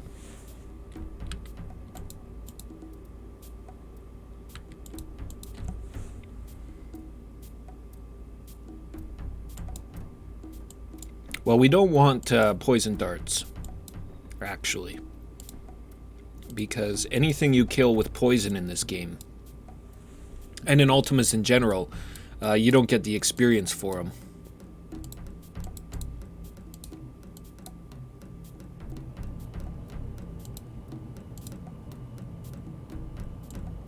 And if we're killing, we want the experience. I'm guessing that's a generic villager. Yep. Lots of people living here at the Urali. But I don't think we're gonna have too many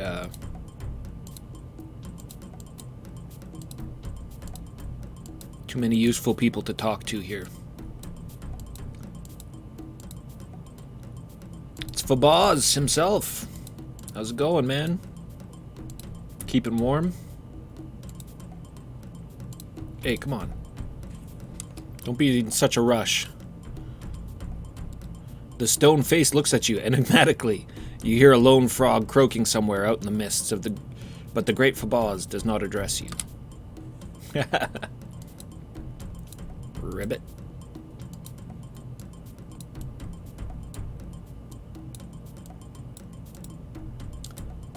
Bunch of lays.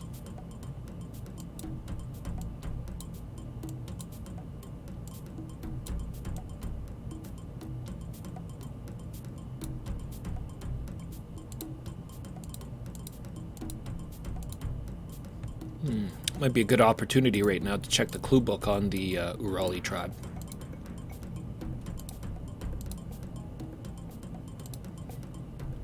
Not looking like much to grab in the village itself, though. Just poison darts.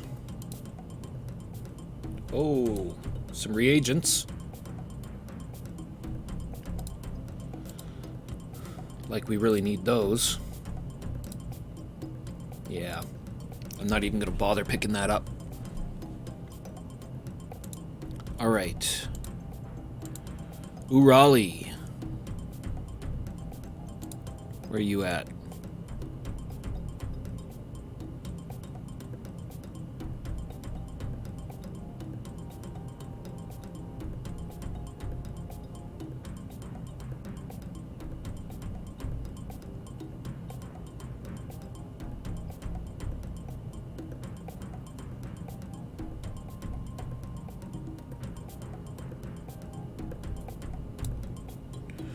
Urali. Oh, this is just for the caves.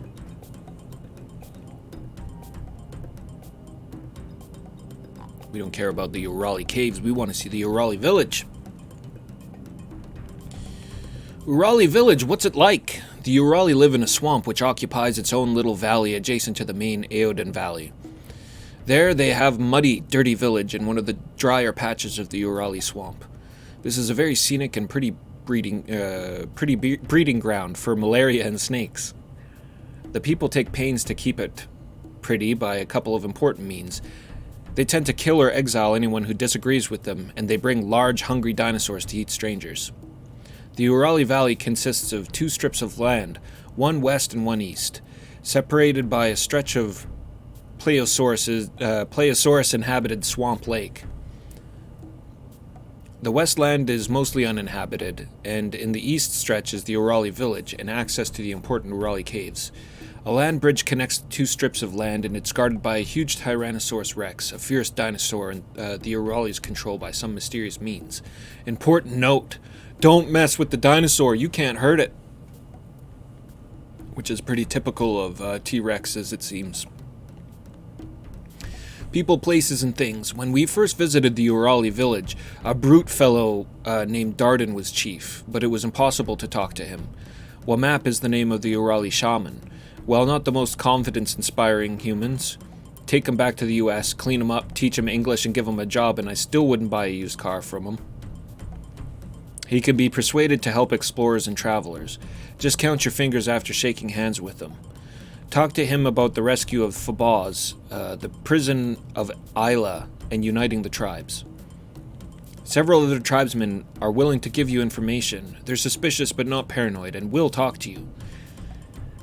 Ask them about their secret trail through the territory and about their problems with the statue of Fabaz. There are some notable exiles in Urali, but they are exiles of Urali extraction, whatever.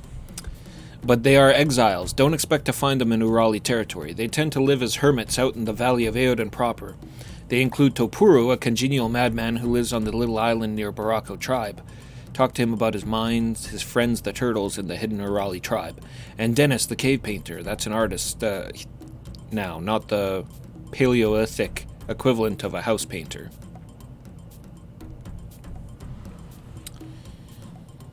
Wamap's hut.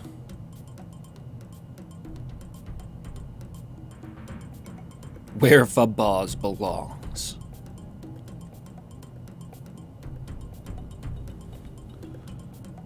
So we went to the north cave up here. Our south cave, obviously down there somewhere.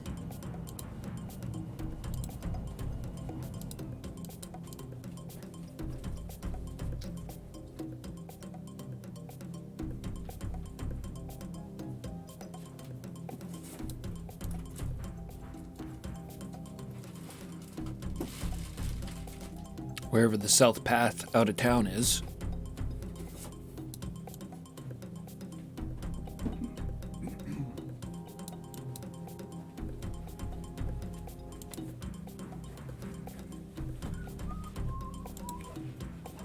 We want to find some kind of road. Road.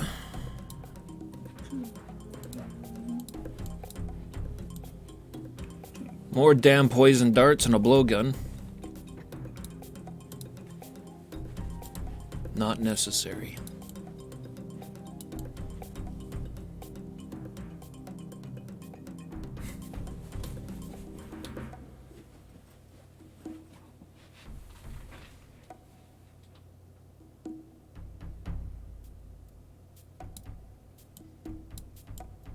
Yo, Isla, where you at?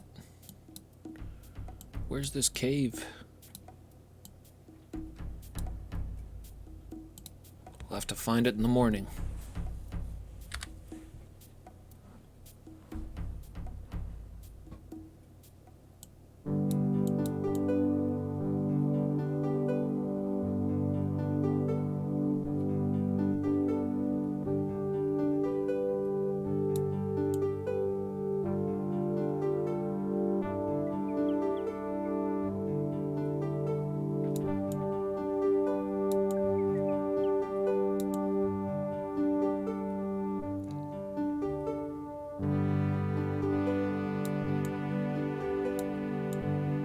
It's not a crossing there, is it? No.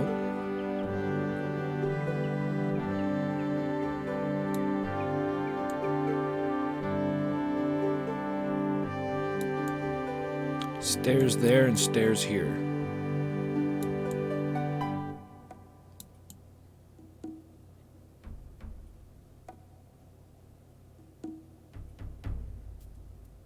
Alright, those ones don't do shit.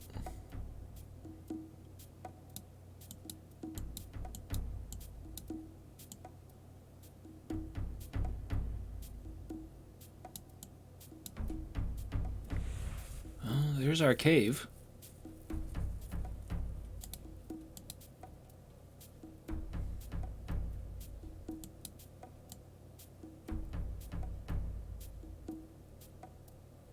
How are we gonna cross? Turtle power? We could use turtle power. I almost wonder with my past experiences of caves if a grenade might not help me out too.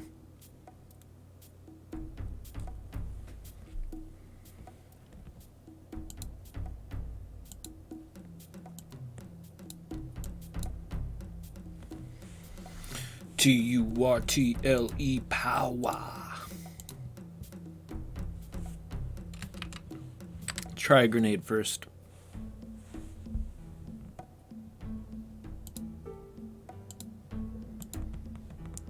When in doubt, blow shit up.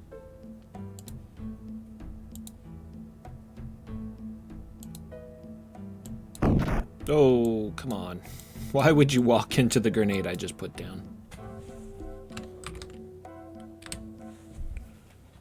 Didn't do anything anyways.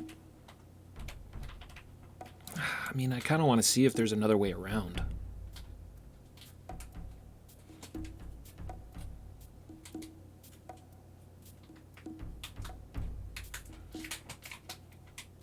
Not that I don't love using the turtles, but it's kind of annoying going into solo mode and individually putting each character on their turtle.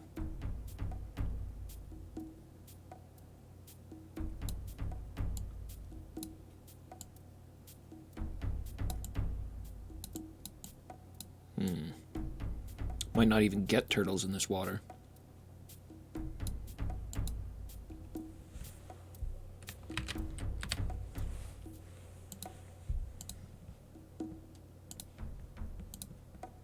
There we go.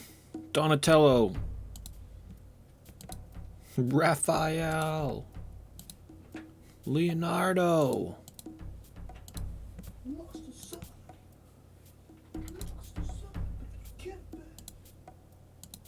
Michelangelo. We need one more. Shemp.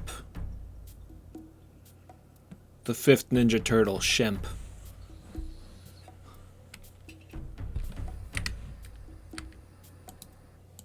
Alright, cruising. Cruising on my toidle.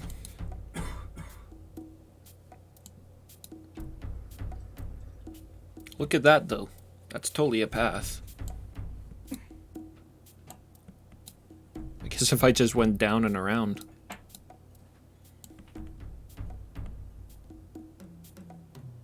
Hell yeah.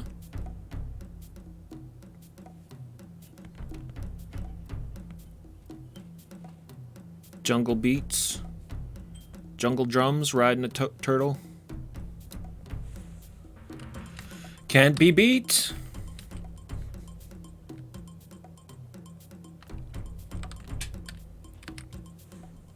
Let's try going around.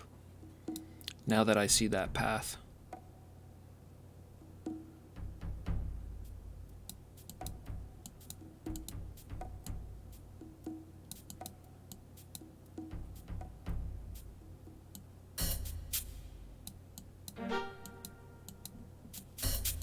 Isla! Isla, where are you?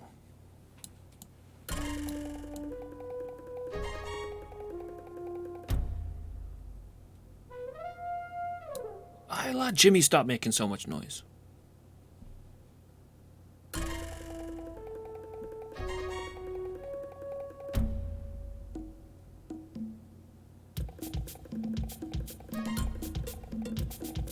I said stop making so much noise, not stop the game entirely.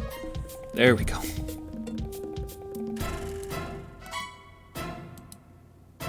Hey, shit. There's lots of Urali down here. But they don't hate me. Oh, yeah. She will be mine. Oh, yes. She will be mine. Isla, I've been looking for you for forever. You see a gorgeous, dark-haired woman wearing jaguar fur. The strange warrior Morgan surely has come to rescue Isla from her cruel prison.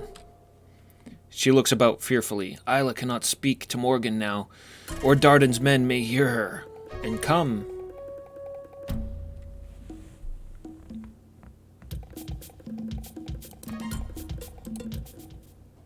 Oh yeah! Hell yeah! That's a keeper. That's a screenshot. We made it.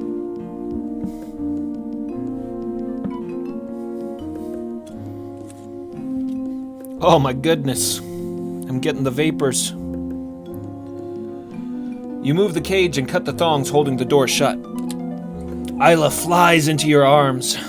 I knew you would come with me. Come back. Oh, whoa. I knew you would come for me, she breathes. But we must hurry. Darden is near. Cut the thongs. Then her eyes widen. She recoils and points behind you. Beware, she cries. It's Darden the Huge. Darden has found us. You turn to see Darden and his warriors in the cave entrance. That one cave warrior to the left there, Darden's right, is pretty excited. Isla steps back from you, looking for a weapon. Your friends move up to help you. Again you face Darden. Darden's a handsome fella. But now he has no huge dinosaur to pit against you. Now you face him man to man. Oh, Darden, you're gonna get fucked up.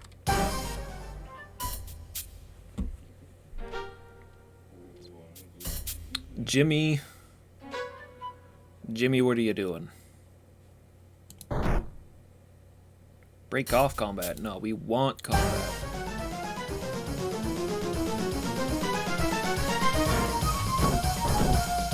Everybody move out of the way, he's mine.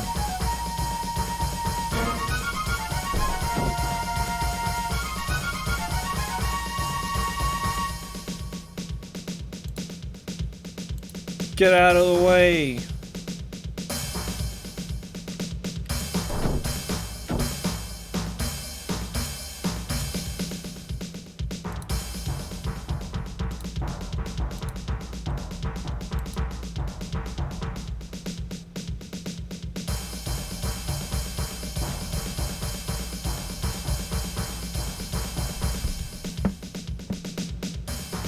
Oh man, why are you hanging up on me now? My blood's up. Jimmy, shoot him! Oh, I can't. I've never killed someone before. Be a man.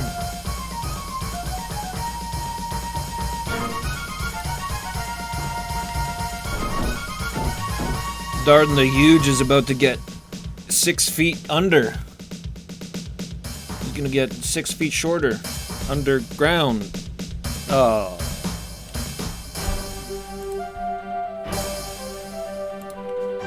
The Avatar is short on one-liners today. Damn it! He died. I wanted to do the killing blow.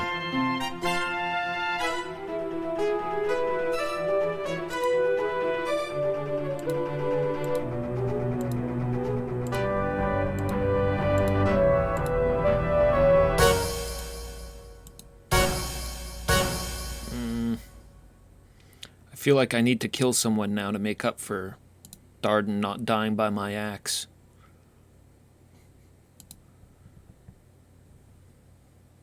My hand's going for it.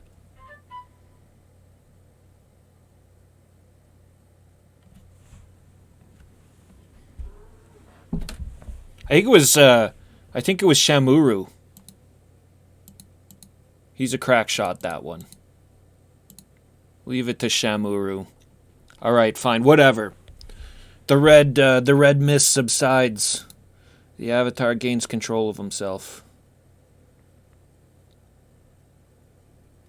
Why am I still controlling Jimmy? Let's break the combat off.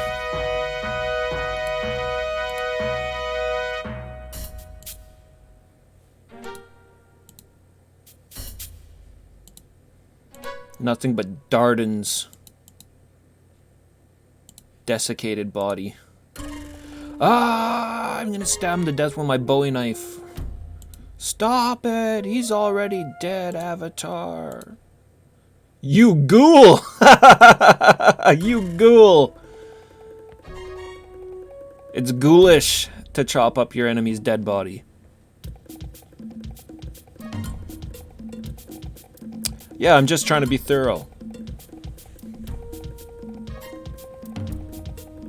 His heart's still on the inside of his body.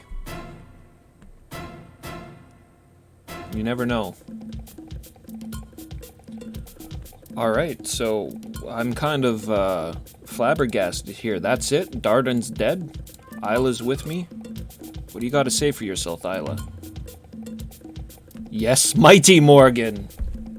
Everybody knows that it was my axe blow that dealt the mortal wound.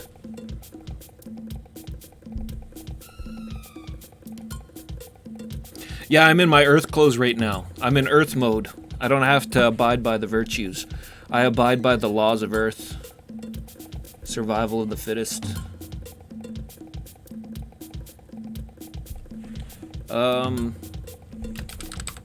You want to go home? Isla belongs to the Kurak tribe. Her father Alaron is chief of the Kuraks. Kuraks know the jungle and the jungle cats.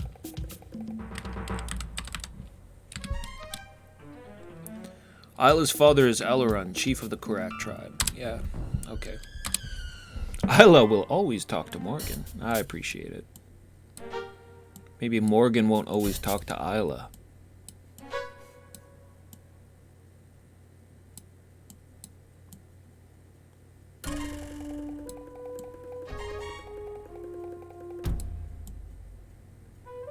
I've already had her sister throw herself at me. And just about every other Amazonian in this game. Avatar's the hot ticket item. How the hell do I get out of here? How'd I get in? What the hell? Wasn't it down here?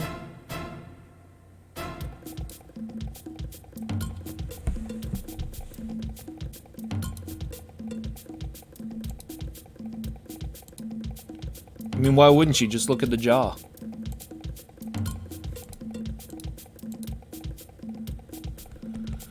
Triolo.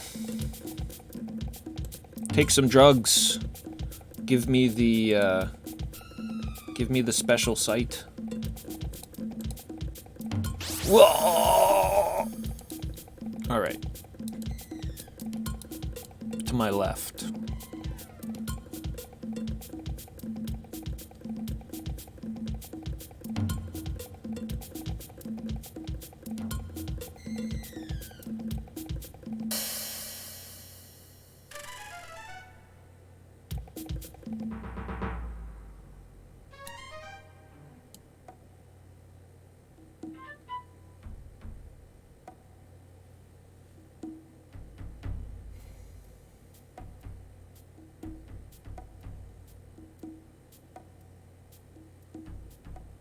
Just gotta get back to the tribe and tell Wamap I did everything he told me to.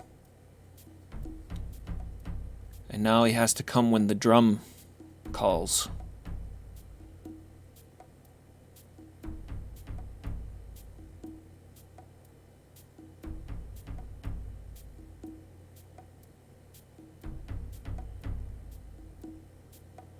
My killing arm's already getting itchy for Myrmidek's blood.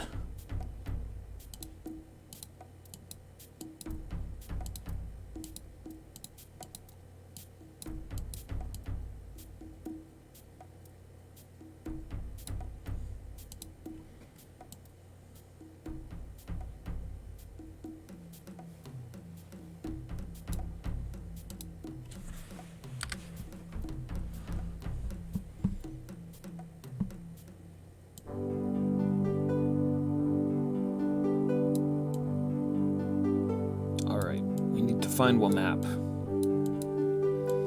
Wamap. Is that you passed out on the ground?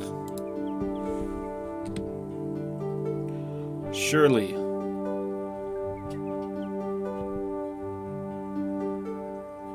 Wake the fuck up. I really wish there was like a kick button in this game. Wyatt is my friend, Morgan. You are always welcome here. He smiles like a happy shark. I did it. You're with us, right? Now that Darden is gone, I am the ruler of the Urali. He smiles like a cat sitting atop a mouse. And I would be willing to commit the Urali to such a union. And since you have restored the great Fabaz to its rightful position, and me to mine, of course, I will pledge to help you. You need do nothing more for me. I am with you. Alright.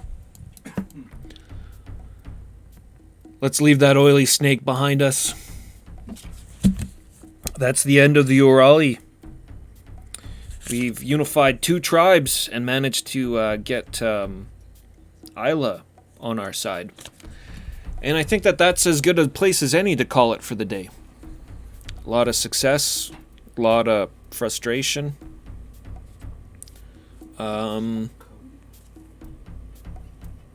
There's only two more tribes to unite now.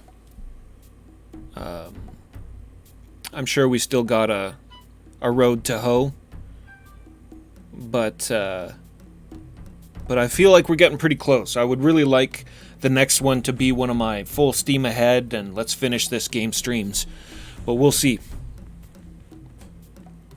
So, y'all stick around. I'll try to find somebody else to host here. Keep an eye out for me either tomorrow night or Wednesday. And we'll see if we can wrap up the Savage Empire. Thanks for coming by, everybody. Thanks so much for the subscription. Hello, Mishki. Everybody, thanks for the follows. Catch y'all next time. Ah, shut up!